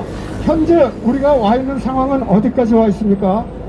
완벽한 전체주의로 와 있지는 않지만 유사 전체주의까지 와 있습니다. 현재 국민들은 이 부분을 깨달아야 해요. 네, 감사합니다. 네. 이미 유사 전체주의 체제를 구축을 한 상태입니다. 그러면 언제 완벽한 전체주의로 가고자 하느냐? 가속화할 겁니다. 대선 정권을 잡고 갈 겁니다. 그렇다면은 우리는 당연히 합리적인 의심을 할 수 있어요. 대선에서도 부정을 저지를 것이구나. 너희들 아무리 단일화 후보 내봐야 소용없다. 이런 합리적인 의심이 가는 거죠. 왜? 40여 년 동안 공작과 기획과 음모를 통해서 해서 정권을 드디어 잡고 추진하고 있는 것은 처음부터, 현 정권 처음부터 법률 개정을 통한 그 본인들의 목적 달성, 이거였죠. 일로 계속 가고 있는 거예요. 착실히 진행해 가고 있는 그러한 상태입니다. 우리는 이 현상을 냉정한 시선으로 판단을 할 줄을 알아야 되겠습니다. 물론 저야 81년도부터 운동권 학생들하고 부딪혀 왔기 때문에 10여 년 이상 몸으로 부딪혔기 때문에 갖고 있는 그러한 감각일 수도 있겠습니다. 그거를 모르는 국민 여러분들은 그러한 감각이 없으리라고 생각을 합니다. 그렇지만 이러한 경험을 가진 이 사람의 말이 그렇게 한 귀로 듣고 한 귀로 흘러야 할 그러한 그 입장은 아닐 것입니다. 여기를 통과하시는 그 젊은이 여러분, 젊은의 정권이 뭡니까? 정의를 주장하는, 이것이 젊은이만이 가질 수 있는 거 아닙니까? 이 나라에 정의가 사라져가고 있다 이 말입니다. 지금 젊은이 여러분들도 이제 귀 좀 기울이시고 그런 단계에 와 있습니다. 나는 강력하게 야권 대선 후보들에게 그 요청을 하겠습니다. 부정선거 이슈는 아까 말씀드렸다시피 정권과 정권이 뒤바뀌면 그만인 그러한 그 상태가 아니라는 것을 또 명심하시고, 부정선거 이슈가 이번에 나왔을 때 공중파 방송을 통해서 나왔어요. 그렇다면은 대권 경선에 나온 대권 후보들은 일치 단결해서 당론을 부정선거 있었다 이렇게 정하고 투쟁을 해야 합니다. 그것은 정치적으로도 그렇습니다. 정권 대 정권이 그 권력 투쟁을 할 때는 상대방의 정권에 대립각을 세우는 것이 원칙이에요. 대립각을. 그런데 현재 국민의힘에서 주장하고 있는 건 뭡니까? 내가 당선이 되면은 문정권에서 잘못한 이런 것들을 갖다가 고쳐나가겠다. 국민들이 어떻게 편하게 살 수 있는지 하겠다. 이러한 주장은 말이죠. 여권에서 주장 똑같아요. 뭐가 다릅니까? 그리고 여기 서 계신 어느 누구나 주장할 수 있는 아주 평범한 주장에 불과한 거예요. 그것은 어떤 효과도 가질 없을 것이라는 것을 저는 확신합니다. 그래서 대립각을 세우는데 무엇으로 대립각을 세울 수 있겠는가 하는 거죠. 그것이 바로 제가 말씀드렸던 이 부정선거라는 겁니다. 부정선거. 부정선거의 무게, 의미, 이런 것이 지난번에 어떤 종류의 그런 거하고 다르다는 얘기예요. 국가의 정체성이 걸려있는 이런 전쟁인 그런 상태인 부정선거의 무게를 갖고 있어요. 그렇다면은 얼마나 좋습니까? 니들 지금 자유민주 체제를 갖다가 저 부정을 하고 글로 가려고 하는데 그거 부정선거를 통해서 완성시키려고 하는 거 아니냐? 이렇게 대립각 세우기 얼마나 좋습니까? 게다가 이번에 청주 간사차 사건에서 그 메모 다 알고 있지 않습니까? 부정선거 지시를 했고 지령을 내렸고요. 대선 때도 또 그렇게 하라고 지령 내려와 있는 거 아닙니까 지금? 그렇다면 얼마나 좋습니까 주장하기가 지금? 그런데 현재 국민의힘 주류라고 해야 할까? 힘을 주로 착취한 하태경 그룹들, 이준석 대표는 왜 거기 껴있는지 난 잘 모르겠어요. 유승민은 탄핵의 강을 건너자 이따위 소리 했죠. 탄핵은 법률가들의 그 검토에 의하면은 불법의 불법 절차를 법의 절차를 적법 절차를 밟지 않은 불법이다 이 말이에요. 사람이 어떻다 이전에 법치가 무너졌다 이 말이에요. 법치가. 이것이 법률가들의 해석이에요. 이것이. 그렇다면은 현재 탄핵의 강에 우리가 존재하는 것은 법치주의 사회에서 거기서 살고 있는데 그걸 무너뜨려 놓고 건너가자? 그럼 건너가서 역으로 한번 생각해 보죠. 건너간 그 사회는 법치가 존재하지 않는다는 걸 갖다가 얘기하는 거 아닙니까 그거? 이런 사람이 대권 후보로 나왔다고요? 이런 사람이 대권 후보로 나와서 부정선거가 없었다고요? 나는 유승민 의원에게 강력하게 요청합니다. 자진 사퇴하세요. 자유민주주의에서는 당신과 같은 사람은 필요하지 않아요. 하태경은 순서가 있어. 당신은 주사파로서 위장 전향을 했는지 진짜 전향을 했는지 그거부터 밝혀요. 그것이 순서야. 온 국민 앞에 나는 대한민국 헌법 제3조와 제4조를 믿습니다 라는 이 선언을 하면은 인정해 주겠습니다. 전향한 거를. 근데 그 장면에 가서는 펄펄 뛰지 않습니까? 펄펄 뛰지 않습니까? 인정 안 하고 있지 않습니까? 이 부분이 바로 위장 전략인 거예요. 다른 거 아무리 달콤한 얘기로 해봐야 무슨 소용이 있어요. 근본적으로 전향했는지 안 했는지 이것부터 밝히세요. 그러고 대선 후보 운운하시라고요. 절차를 밟지도 않고선 무슨 놈의 대선 후보에서 엉뚱한 소리 합니까? 엉뚱한 소리는 무슨 부정선거가 음모론이다? 그러면 내가 프로그램 전문가고 33년 동안 그 프로그램 갖고 논문을 200여 편을 해외에 다닌 사람이야. 이 과학자의 이 의견과 생각과 이런 걸 갖다 다 깡그리 무시하겠다는 얘기야? 여기 나와서 한번 나하고 토론 한번 해보시죠. 음모론 그리고 추상적인 관념론, 이러한 명백한 증거 앞에서 이 증거를 안 믿고 그런 자기의 개인적인 생각을 가지고선 말하는 이 사람들은 그 말이 맞았다고 생각하고 하는 겁니까? 아니면은 어떤 정치적인 이득 때문에 하는 것입니까? 이거는 근본적으로 밝혀야 될 그러한 일이라고 생각합니다. 대선 후보 여러분들에게 부탁드립니다. 이제 겨우 부정선거에 대한 이슈가 공중파 방송을 타고 나갔어요. 이것은 대통령 단일 후보가 돼도 끝까지 주장해야 할 그러한 그 이슈예요. 그러한 테마입니다. 그래서 앞으로도 토론 많이 남아있죠. 특히나 MBC, KBS 이런데 많이 남아있죠. 이때는 대선 후보 여러분들께서는 일시 단결해서 부정선거에 대한 규탄을, 여당을 규탄하는 일체감을 국민한테 보여주시기 바랍니다. 이것만이 승리의 길이라는 것을 명심하시기 바랍니다. 지금 여기 지나가고 계시지만 대선 후보께서 부정선거를 들고 나와서 그러한 부정선거에 관련 있는 사람들은 법적인 처리를 해야 한다라는 주장을 했기 때문에 급속도로 소위 중간 뭐라고 그러나요? 중도 우파 쪽에 있는 사람들한테 급속한 속도로 부정선거 있었구나라는 게 급속한 속도로 퍼져나가고 있는 상태예요. 그런데 아까 말씀드렸다시피 주법인 중앙선관위에서 여론조사를 정당과 관계없이 결과를 만들어서 주는 대로 그것만 발표를 해. 이런 상태에서 부정선거를 주장하는 사람에 대해서 어떻게 생각하고 있겠습니까?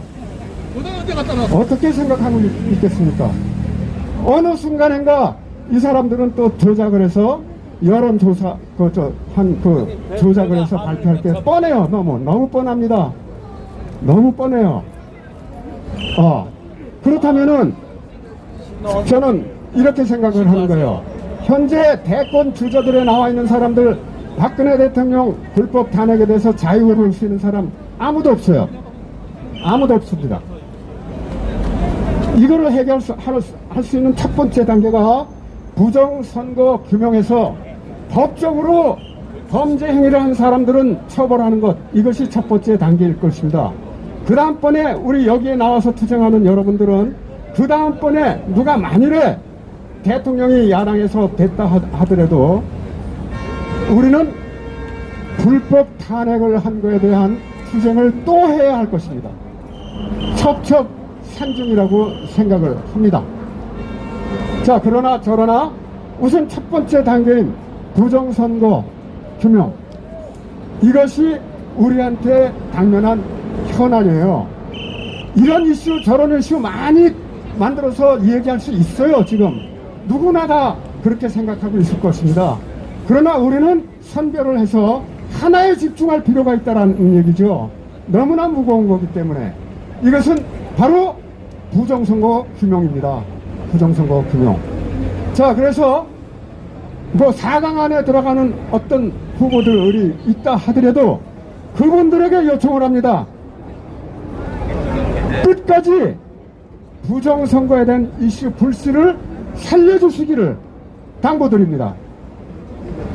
부정선거 의미를, 무게와 의미를 명심하시기 바랍니다. 투표에서 이기고 개표에서 이겼다? 나중에 이런 소리 하지 마세요. 이런 소리 하지 말라고요.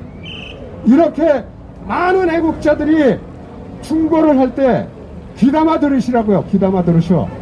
어떤 후보는 그거 당시 대표였던 황교안 후보가 개인적으로 처리할 문제다? 이걸 말이라고 합니까? 이거를 지금 부정선거 이것이 개인의 문제입니까? 이게 개인의 문제예요? 국가의 정체성이 걸려있는 전쟁 중이다 이 말이에요. 국가의 정체성이 걸려있는 전쟁.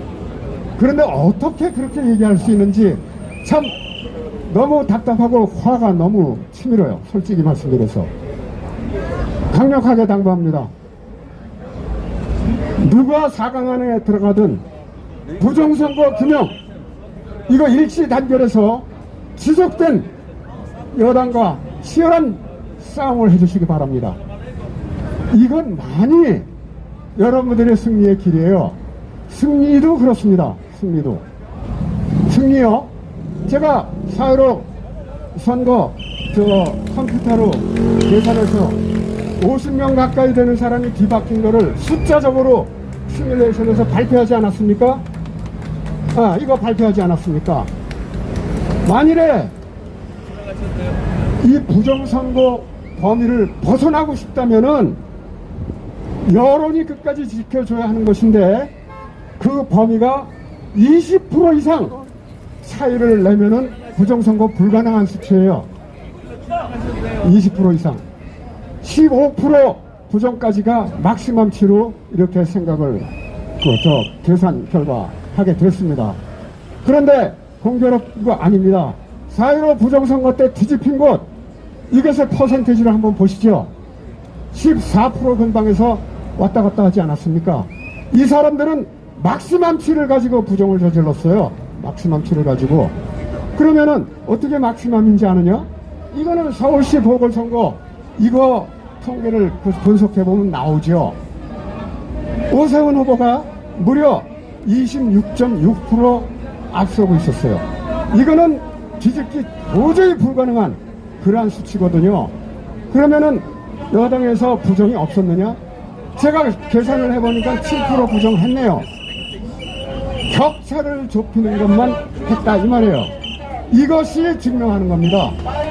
이거는 이것이 15% 선을 증명하는 겁니다. 자, 그래서 20% 이상 차이를 낼 각오를 가지고 대선 후보 전체가 일치된 모습으로 똑같은 말로 이제부터는 여당을 공격해 주시기 바랍니다. 네, 감사합니다.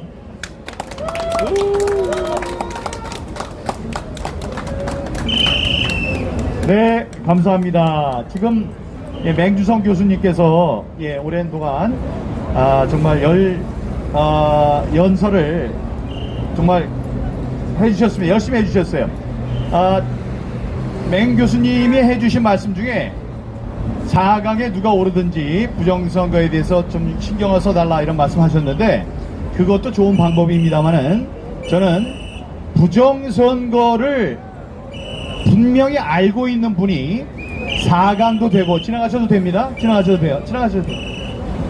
분명히 알고 있는 분이 4강에도 올라가고 대통령이 되셔야 합니다. 그러니까 그분들을 우리가 교육시키고 그다음에 그분들에게 부정선거에 대해서 어떻게 느끼고 있는지를 우리가 계속 물어야 됩니다. 그분들이 야당의 후보만 되면 당선이 될 거라고 믿는다면 그 사람들은 여러 가지로 결격 사유가 있는 거예요. 1. 머리가 나쁜 겁니다. 부정선거가 있으면 이길 수 없습니다. 미국의 트럼프 대통령은 세계에서 가장 힘이 센 사람이었어요. 그 사람조차 떨어뜨리게 하는 것이 부정선거입니다.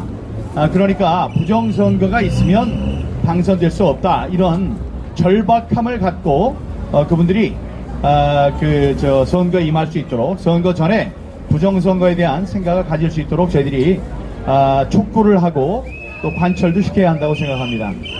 지금 여러 사람들에게 여러분들의 자유가 맞습니다. 네, 맞습니다. 저항하지 않으면 우린 죽습니다.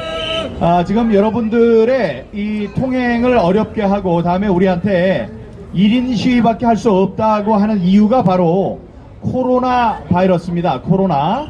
과연 그 코로나 바이러스는 온 세상 사람들을 이렇게 공포에 불어넣고 공포로 몰아넣고 사람들을 조종할 정도로 심각한 병인지에 대해서 매주 여기 나와서 이야기를 해주시는 분이 계십니다. 순천향 대학교의 우리 이은혜 교수님을 모셔서 코로나 바이러스에 대해서 또 이야기를 들어보도록 하겠습니다. 감사합니다. 네, 안녕하십니까? 지나가던 1인 이은혜라고 합니다. 우리가 지금 이렇게 어렵게 집회를 하고 있는 사실은 집회 금지죠. 1인 집회 허용은 집회 금지랑 같은 말인데요.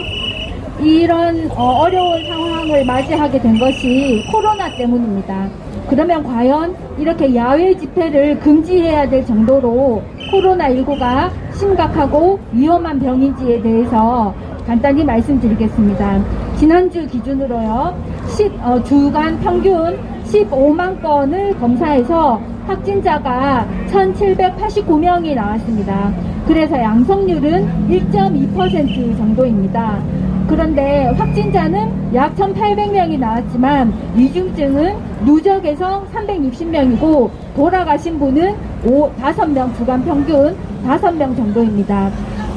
주간 평균 5명이라는 것은 매일 5명이 돌아가셨다는 건데요. 적은 숫자는 아닙니다. 그런데 우리가 조금 다른 측면에서 보면 대한민국 국민들 중에 매일매일 820명씩 돌아가십니다. 그러니까 이제 연간 사망자가 있잖아요. 연간 사망자를 365일로 나누면은 매일매일 820명이 돌아가시기 때문에 4명 또는 5명의 코로나 사망자는 그 중에 아주 일부에 해당됩니다.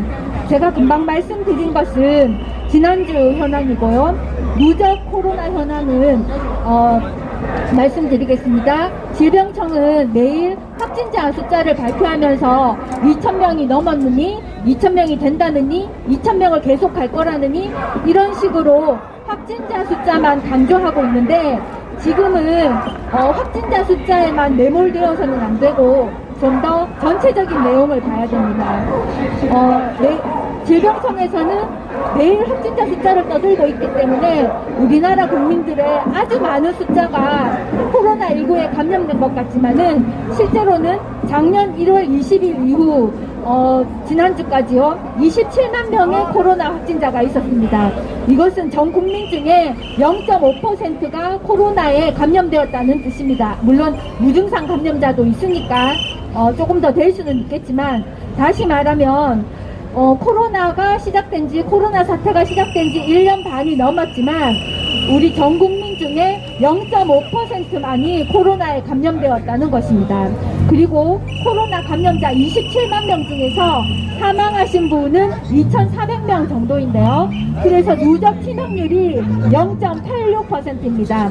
그러니까 코로나19 사태가 1년 반 동안 진행되고 있는 이 상황에서 코로나의 누적 치명률이 1.89%인데 이게 어느 정도인지 이해가 안 되시죠? 그래서 감을 잡기 위해서 제가 말씀드리면은요, 매년 독감이 유행합니다. 그런데 독감 치명률이 0.5%입니다. 독감 치명률은 0.5%이고 코로나 치명률은 0.9%입니다.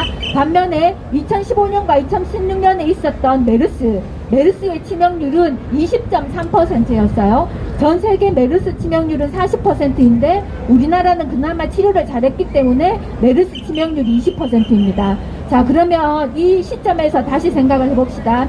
질병청은 매일 확진자가 2,000명이 넘니 안 넘느니 이런 식으로 확진자 숫자만 말을 하고 있지만 실제로 코로나에 걸린 전 국민은 전체 인구의 0.5%밖에 안 되고 그 중에 돌아가신 분은 1%도 안 된다는 것입니다. 이거는 매년 겪고 있는 독감 사망자의 2배가 약간 안 되는 수치이고 그리고 코로나는 메르스처럼 그렇게 위중한 병이 아닙니다. 메르스의 치명률은 20%가 넘었지만 코로나의 치명률은 1%밖에 안 됩니다. 근데 지금 전 국민이 코로나가 무서워서 아무것도 못하고 있는데 이것은 상당히 비례적이지가 않은 그 위험도에 비해서 비례적이지가 않은 것이라고 할 수 있습니다. 그리고 또 최근에 3차 유행부터 특히 4차 유행에 들어서 특이할 만한 현상이 나타났는데요. 그것은 확진자와 사망자의 통계가 따로 논다는 것입니다.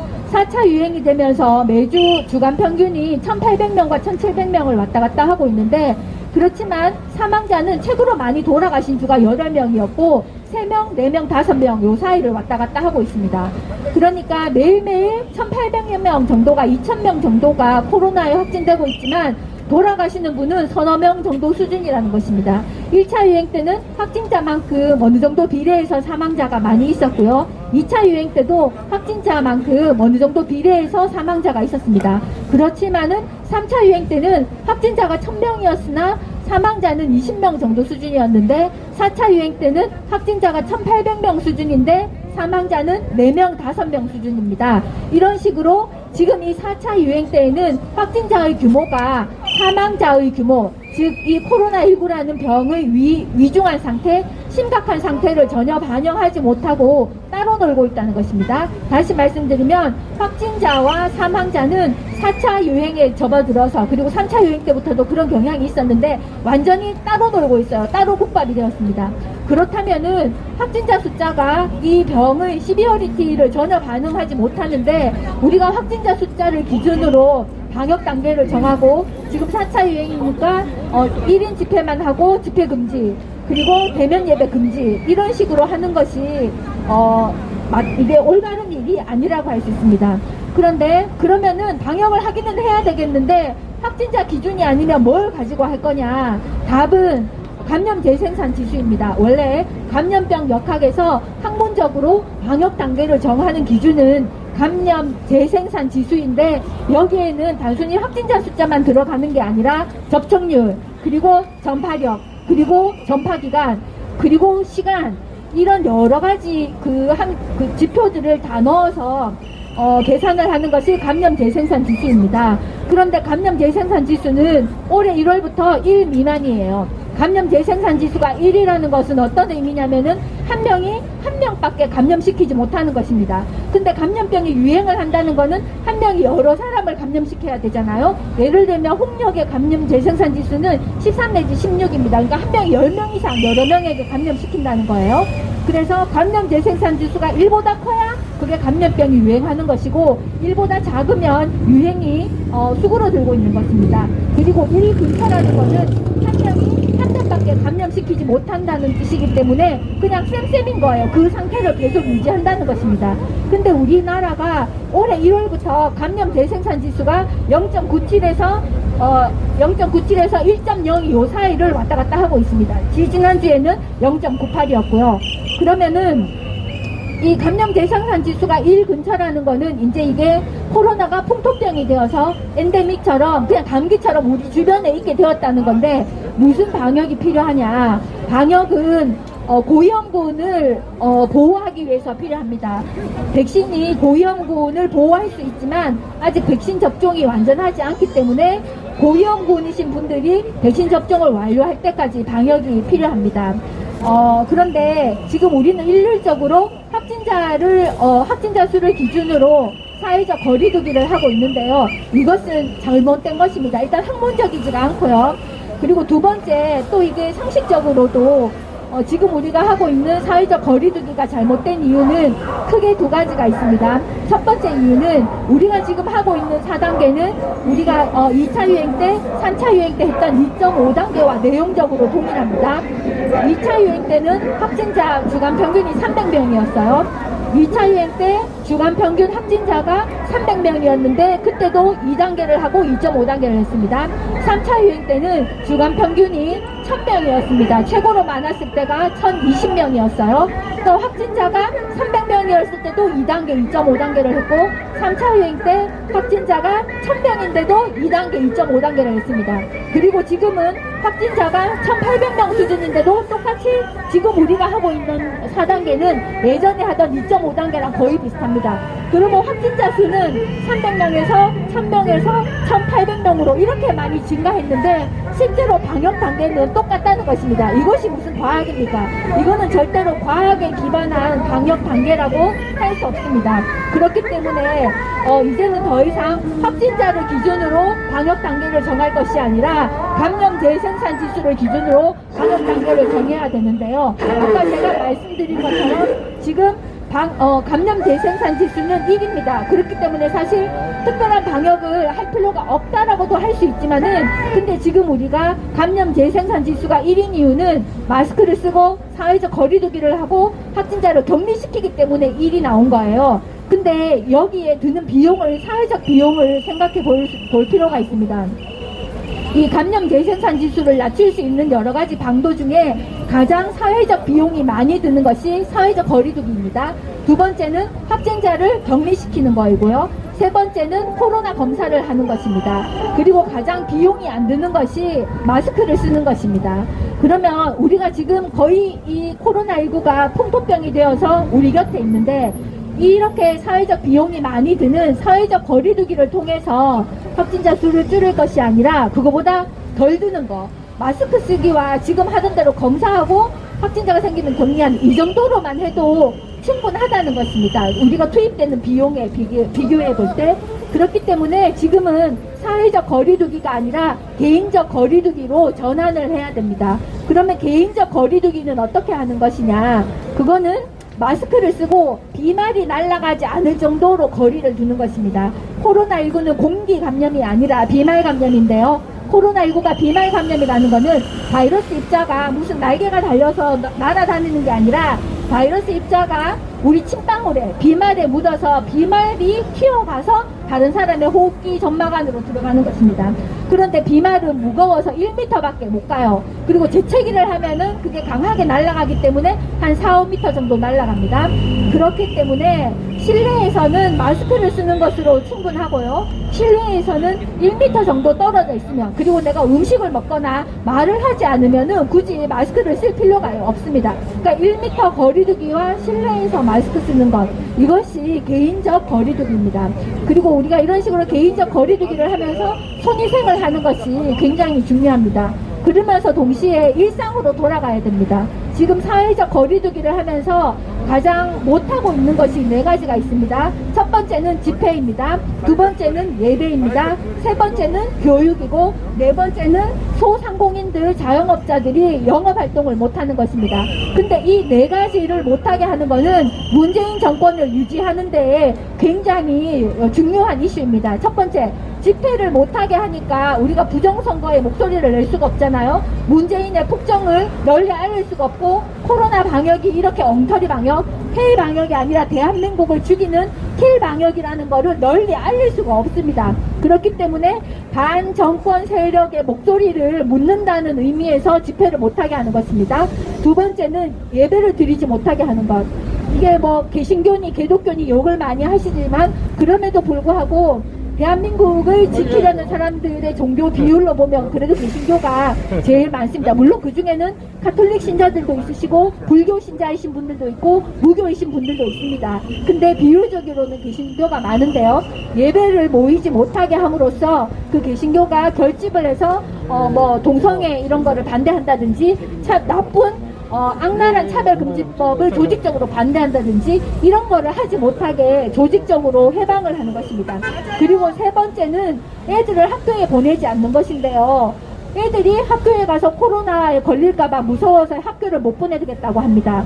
그런데 여러분, 만약 애들이 학교에 가서 코로나에 걸릴 것이 그렇게 두렵다면은 애들 데리고 식당에 가면 안 되고, 카페에도 가면 안 되고, 백화점에도 가면 안 되고, 마트에도 가면 안 되고, 놀이공원에도 가면 안 됩니다. 근데 지금 우리 어떻게 하고 있습니까? 애들 학교에 안 보내는 것만 빼고는 애들은 그냥 자유롭게 살고 있어요. 아니, 그러면 코로나가 학교에만 있습니까? 식당에 없고, 카페에 없고, 마트나 백화점에는 없는 것입니까? 그렇지 않잖아요. 무슨 방역은 이렇게 주먹구구식으로 말도 안 되게 하는 겁니까? 이건 애들을 보호하는 게 아닙니다. 애들은 우리나라 통계에 의하면은요, 코로나 통계에 의하면은 0세부터 10호사까지 약 4만 명이 코로나에 감염되었는데 그 중에 사망자는 0명이고 위중증 환자도 거의 없습니다. 그러니까 애들이 학교에 가서 코로나에 걸릴 수도 있지만 애들은 코로나로 죽지 않는다는 거예요. 그런데 뭐가 무서워서 애들을 학교에 보내지 않고 굳이 안전성이 검증되지 않은 백신을 맞히려고 하는 것입니까? 애들을 학교에 안 보내는 거는 단순히 공부를 안 하는 걸로 끝이 아니에요. 지금 열심히 공부해야 되지 않습니까? 고3에 1년 열심히 공부해서 좋은 대학을 가고 좋은 직장을 가서 취직을 하고 가정을 꾸리는 거는 건강한 대한민국을 만드는 것입니다. 그런데 공부를 안 하면은 어떻게 됩니까? 좋은 대학을 못 가는 거죠. 그러면은 사회의 낙오자가 됩니다. 또 초등학생들이 지금 거의 2년째 학교를 못 가고 있는데요. 2년 동안 학교를 제대로 안 간 애들이 코로나 사태가 끝났을 때 다시 학교에 복귀해서 4시간, 6시간, 8시간씩 공부를 할 수 있을 것 같으세요? 절대 공부 못 합니다. 근데 여기에서 또 있는 집 자식과 없는 집 자식이 또 차이가 납니다. 엄마가 전업주부인 집, 가정 형편이 되는 집, 잘 사는 집은 학교가 문을 닫아도, 학원이 문을 닫아도 가외 교사를 붙일 수 있어요. 개인 교습을 받으면 됩니다. 또는 친한 엄마들끼리 몇 명, 이렇게 2-3명 모여가지고 유명 강사를 모아가지고 애들을 개인 교습을 시킬 수 있지만 서민의 자녀들은 그렇게 하지 못합니다. 그러면 서민의 자녀는 엄마 찬스도 없어요. 아빠 찬스도 없어요. 평소에 공부 열심히 해가지고 대학 가는 거, 그게 그나마 제대로 된 직장을 얻을 수 있고 신분 상승을 할 수 있는 유일한 길이었는데 그게 지금 코로나 때문에 막아놨다는 겁니다. 그러면 어떻게 됩니까? 우리의 자녀들은 좋은 대학에 가지 못하고 좋은 직장을 얻지 못하는데 지금 이 문재인 떨거지의 자식들은 이미 다 유학 보내가지고 이미 완전 다른 부류가 되었다는 것입니다. 그렇기 때문에 이 교육을 제대로 하지 않는 것은 현재가 아니라 대한민국은 10년 후, 대한민국은 20년 후에 우리의 자식들이 완전히 이게 빌빌거리면서 살아야 된다는, 국가의 도움에 의존해야 된다는 이런 슬픈 현실에 맞닥뜨리게 됩니다. 그리고 지금 전 세계가 무차별적인 경쟁을 하고 있는데 스웨덴은 모든 학교가 다 문을 열고 애들을 공부를 시키고 있어요. 근데 대한민국은 이렇게 철저하게 애들을 공부시키지 않고 있습니다. 그러면 20년 후에 대한민국은 국제 경쟁력이 있을까요? 무엇으로 대한민국을 먹여 살릴 수가 있겠습니까? 그렇기 때문에 이제 정신을 차리고 코로나가 무서워서 애들을 학교에 보내지 않는다. 이거는 말이 안 되는 것입니다. 애들을 공부를 시켜야 됩니다. 이 어릴 때 1년, 2년 열심히 공부하는 것이 그 아이의 10년 후, 20년 후에 인생을 좌우할 뿐만 아니라 대한민국의 미래를 좌우하는 것입니다.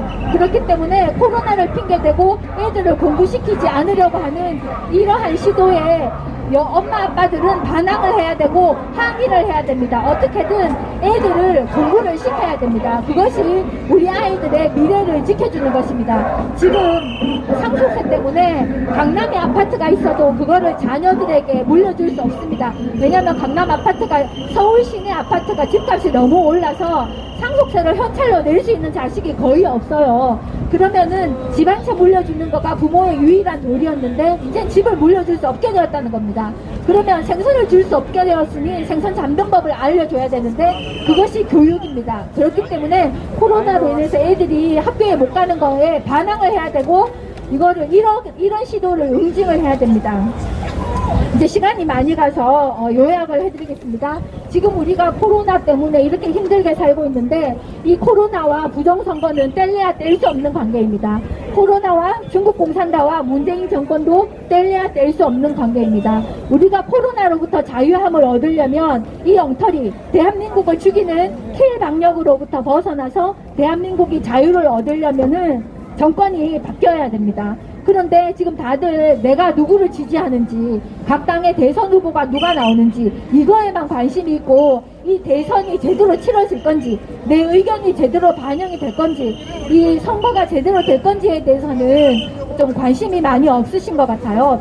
지금 이 강남역 앞을 지나가는 많은 청춘 남녀들이 행사한 그 한 표, 이 한 표가 제대로 카운트가 되기 위해서는 부정선거 문제가 반드시 해결되어야 됩니다.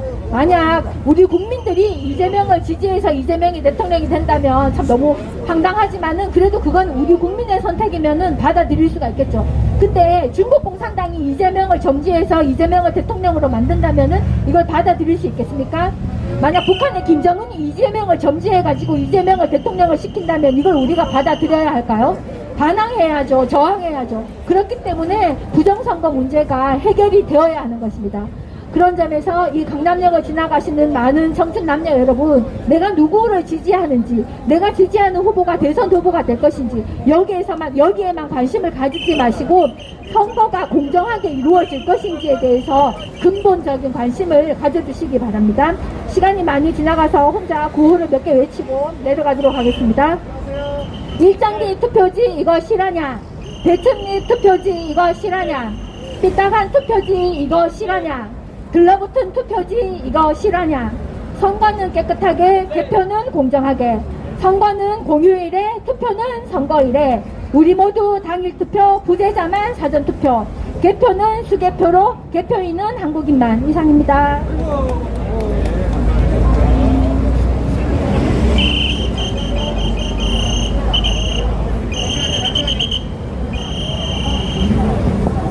네, 이은혜 교수님 말씀 감사합니다. 지금 말씀 많이 하셨는데 여러분들이 기억해야 하실 중요한 거는 이거예요.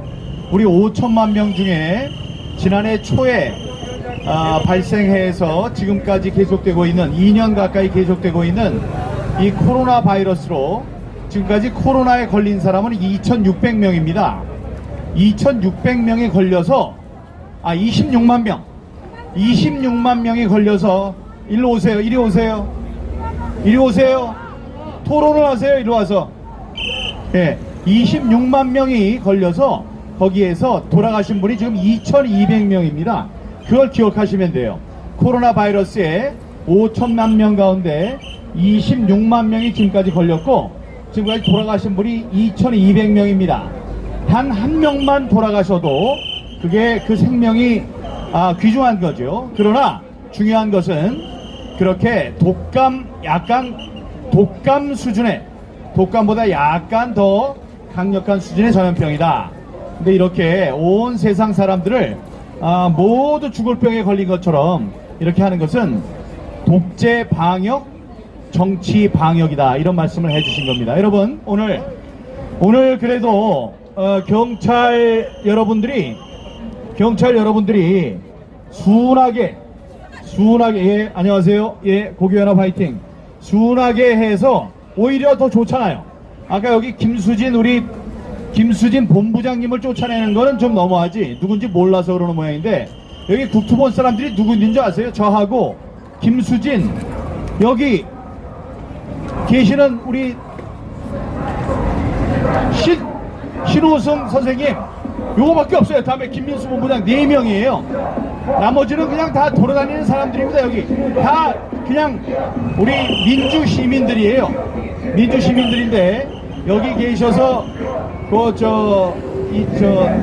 행사를 하는 그 사람까지 쫓아내고 그러면 안 되죠. 여러분, 경찰이 오늘 이렇게 그래도 협조적으로 이렇게 순해진 이유를 모르겠어요. 하지만 우리도 감사한데 이분들이 내일이 이제 연휴, 사실은 오늘이 연휴예요. 오늘부터 연휴고, 그런 입장에 지역에 가는 분들이 계시다는 거죠. 그냥 가셔도 됩니다.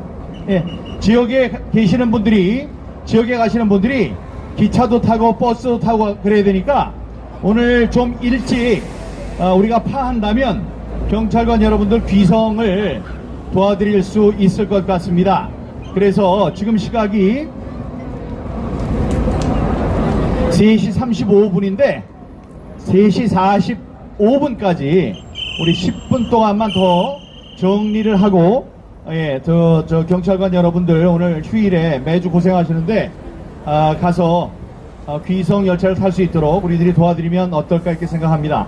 이쪽만 파한다면 경찰들은 갈 수가 있어요.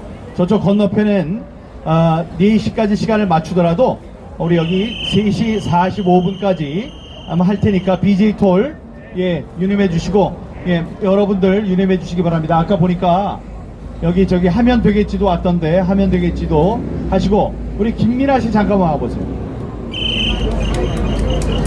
여러분, 오늘 이 엄청난 사람이 떠서 이 사람들의 그 이목을 집중시켰습니다. MKTV의 김민아 우리 유튜버입니다. MKTV, 예, MKTV의 김민아 우리 유튜버가 오셨습니다. MZ세대, 예, 그 정치 세력화가 필요하다. 세상을 바꾸기 위해선 젊은이들이 나서야 한다. 그런 입장에서 지금 싸우고 계시고 선한 영향력을 끼치고 계시고 한국과 미국을 드나들면서 그 훌륭한 일을 하고 계시는 제가 존경하는 그런 유튜버입니다. 근데 오늘 이렇게 오셨는데 제가 이제 우리 만났을 때 여기 한 번도 나와보지 않았다는 거예요. 그래서 직접 젊은이들의 젊은 지도자들이 나와서 이 어떤 식으로 사람들이 지금 자신들의 이 부정선거에 대한 분노 이런 걸 분출하고 계시는지 직접 눈으로 좀 봤으면 좋겠다 해서 제가 여쭸어요. 그랬더니 그 약속 얘기를 유념하고 있다 오늘 나오셨습니다. 나와서 보니까 생각했던 것보다 사람들이 많으신 거예요? 적으신 거예요? 제가 생각했던 것보다 이제 많은 분들이 티켓을 들고 다니고 계신 게 저는 너무 굉장히 보기가 좋았고요. 사실은 화면으로 봤을 때랑 실제로 현장에 왔을 때랑 너무 느낌이 다른 것 같습니다. 네, 훨씬 더 긍정적인 느낌이고요. 그리고 자유를 위해서 이렇게 평화롭게 외치는 분들의 모습을 보니까 우리 젊은 세대들도 이제 많은 기성세대 분들을 넘어서서 우리가 같이 함께 이것을 외치는 그런 날이 왔으면 좋겠다라는 생각을 이제 절실하게 하게 된 그런 하루였던 것 같습니다. 네. 우리들이 얘기할 때, 예, 감사합니다. ROTC 화이팅. 여기 이제 지나다니시는 분들이 연령층이 더 낮아지면 더 좋겠죠. 젊은 분들이 나오시면 좋은데, 그냥 이제 지나가시는 분들은 많아요.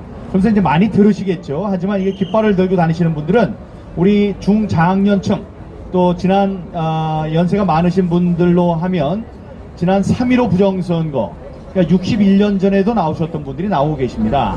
그런 걸로 생각하면 우리가 좀 죄송한 마음도 들고 그래요. 근데 그때 말할 때 들고 다니시는 이 구호가 젊은이들의 취향에 맞지 않을 수 있다. 그걸 좀 고쳤으면 좋겠다는데 오늘 본 그 느낌은 그걸 좀 지켜보셨는지 모르겠는데 이 플래카드나 그런 구호를 볼 때는 어떤 느낌을 느끼셨는지요? 구호를 볼 때 아까 말씀드렸다시피 영상에서 봤던 것과는 좀 다르게 굉장히 긍정적인 느낌을 받았습니다. 한 가지 조금 아쉬웠던 것은 그 구호를 들고 다니시는 분들이 조금 이제 젊은 세대였으면 좋겠다라는 생각을 많이 했죠. 그러면 이제 조금 더 관심을 많이 받을 수 있을까라는 생각을 하게 됐고요. 또 어떻게 하면 그게 가능하게 될지 오늘 굉장히 생각을 많이 했던 것 같습니다. 나중에 기회가 되면 그 부분 꼭 나눠서 함께 그것을 이뤄갈 수 있었으면 좋겠다는 생각을 해봅니다.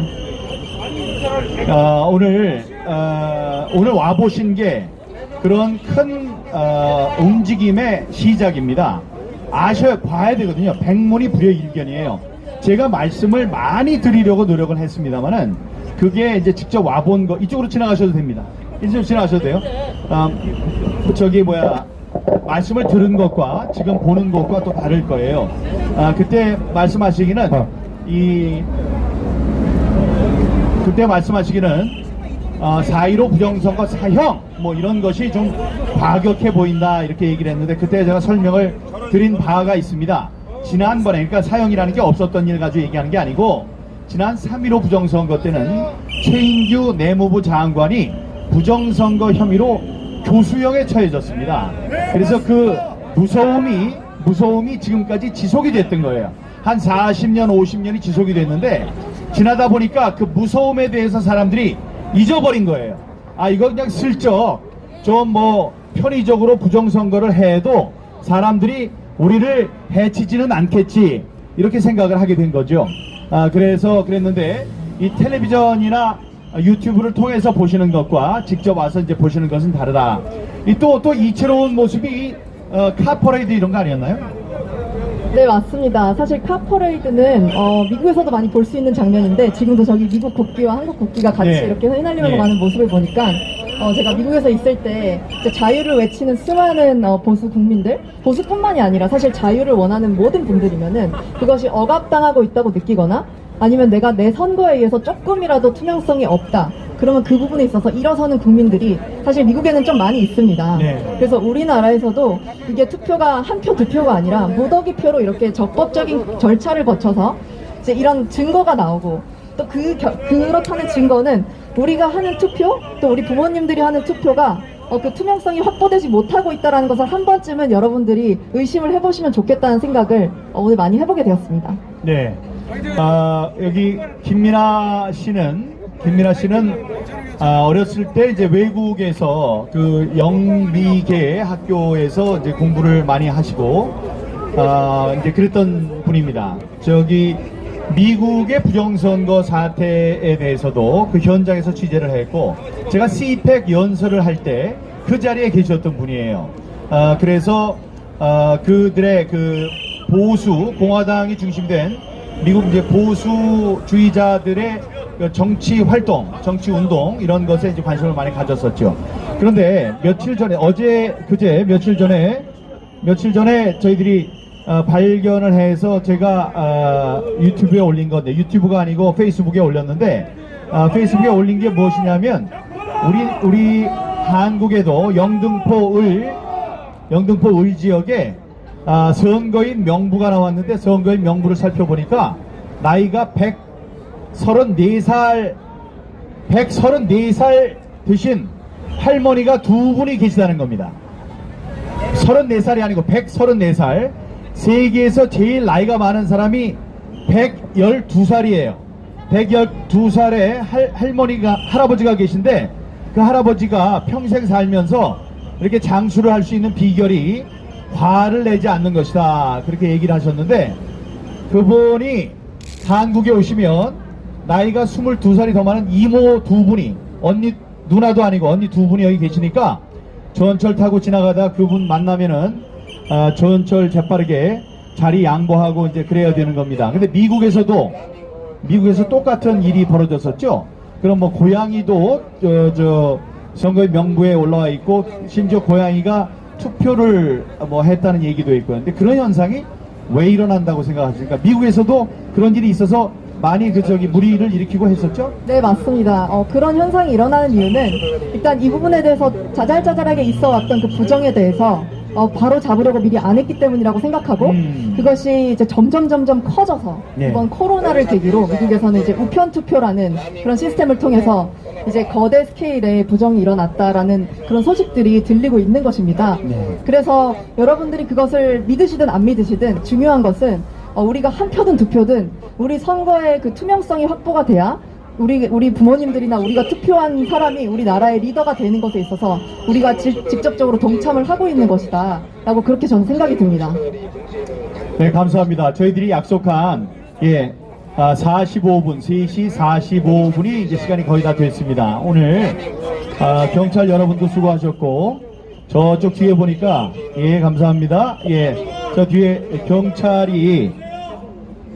경찰 차가 넉 대나 대기를 하고 있던데, 그 넉 대에 있던 사람들, 고향에 가야 되는 사람들 이제 가야 되니까요.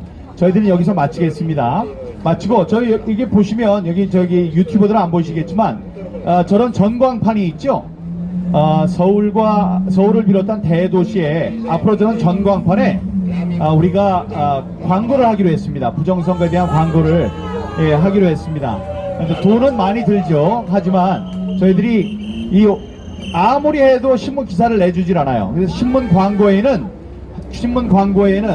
한계가 있기 때문에 우리가 저런 대규모 그 전광판에 광고를 내기로 했다는 말씀을 드리겠습니다. 여러분, 저 앞에 뒤에 카메라 카메라들이 있으니까, 자, 여러분 45분에 이제 마치겠습니다. 지금 45분이 됐죠, 거의. 45분이 됐습니다. 여러분 고생하셨고, 저 건너편에 또 길을 걷는 분들은 계속 1인 시위를 해주시지만 저희 방송은 여기서 마치는 걸로 하겠습니다. 여기 이 주 무대에서 하는 오늘 1인 시위는 여기서 마치는 걸로 하겠습니다. 여러분 추석 잘 보내시고요. 지금 시대가 팍팍합니다. 하지만 사랑하는 사람들끼리 모여서 추석의 풍요함을 느끼는 그러한 시간들을 가지시기 바랍니다. 지역에서 저희들 이 플래카드가 현수막이 1800장, 다음에 우리들 나눠주는 전단지가 한 30만 장, 34만 장, 이 정도를 우리가 이번 추석 기간에 붙이고 나눠드리고 할 겁니다. 그 일 때문에 애를 쓰시는 전국에 500명이 넘는 진실의 수요자들이 계십니다. 그분들 감사드리고, 이번에 추석 때가 되면 배송이 좀 늦어져요. 선물이 많아서. 그래서 몇 군데는 좀 배달이 늦어지는 상황이에요. 좀 비켜드리십시오. 이리 오세요. 그런 분들이 계시다는 거를 우리 양해해 주시면 감사하겠습니다. 여러분, 흥겨운 추석 맞으시기 바랍니다. 다음 시간에 뵙겠습니다. 여러분, 안녕히 계십시오. 감사합니다. 고생하셨습니다. 경찰 여러분도 고생하셨습니다. 오늘 김민아 씨 고맙습니다. 네, 감사합니다. 네, 파이팅!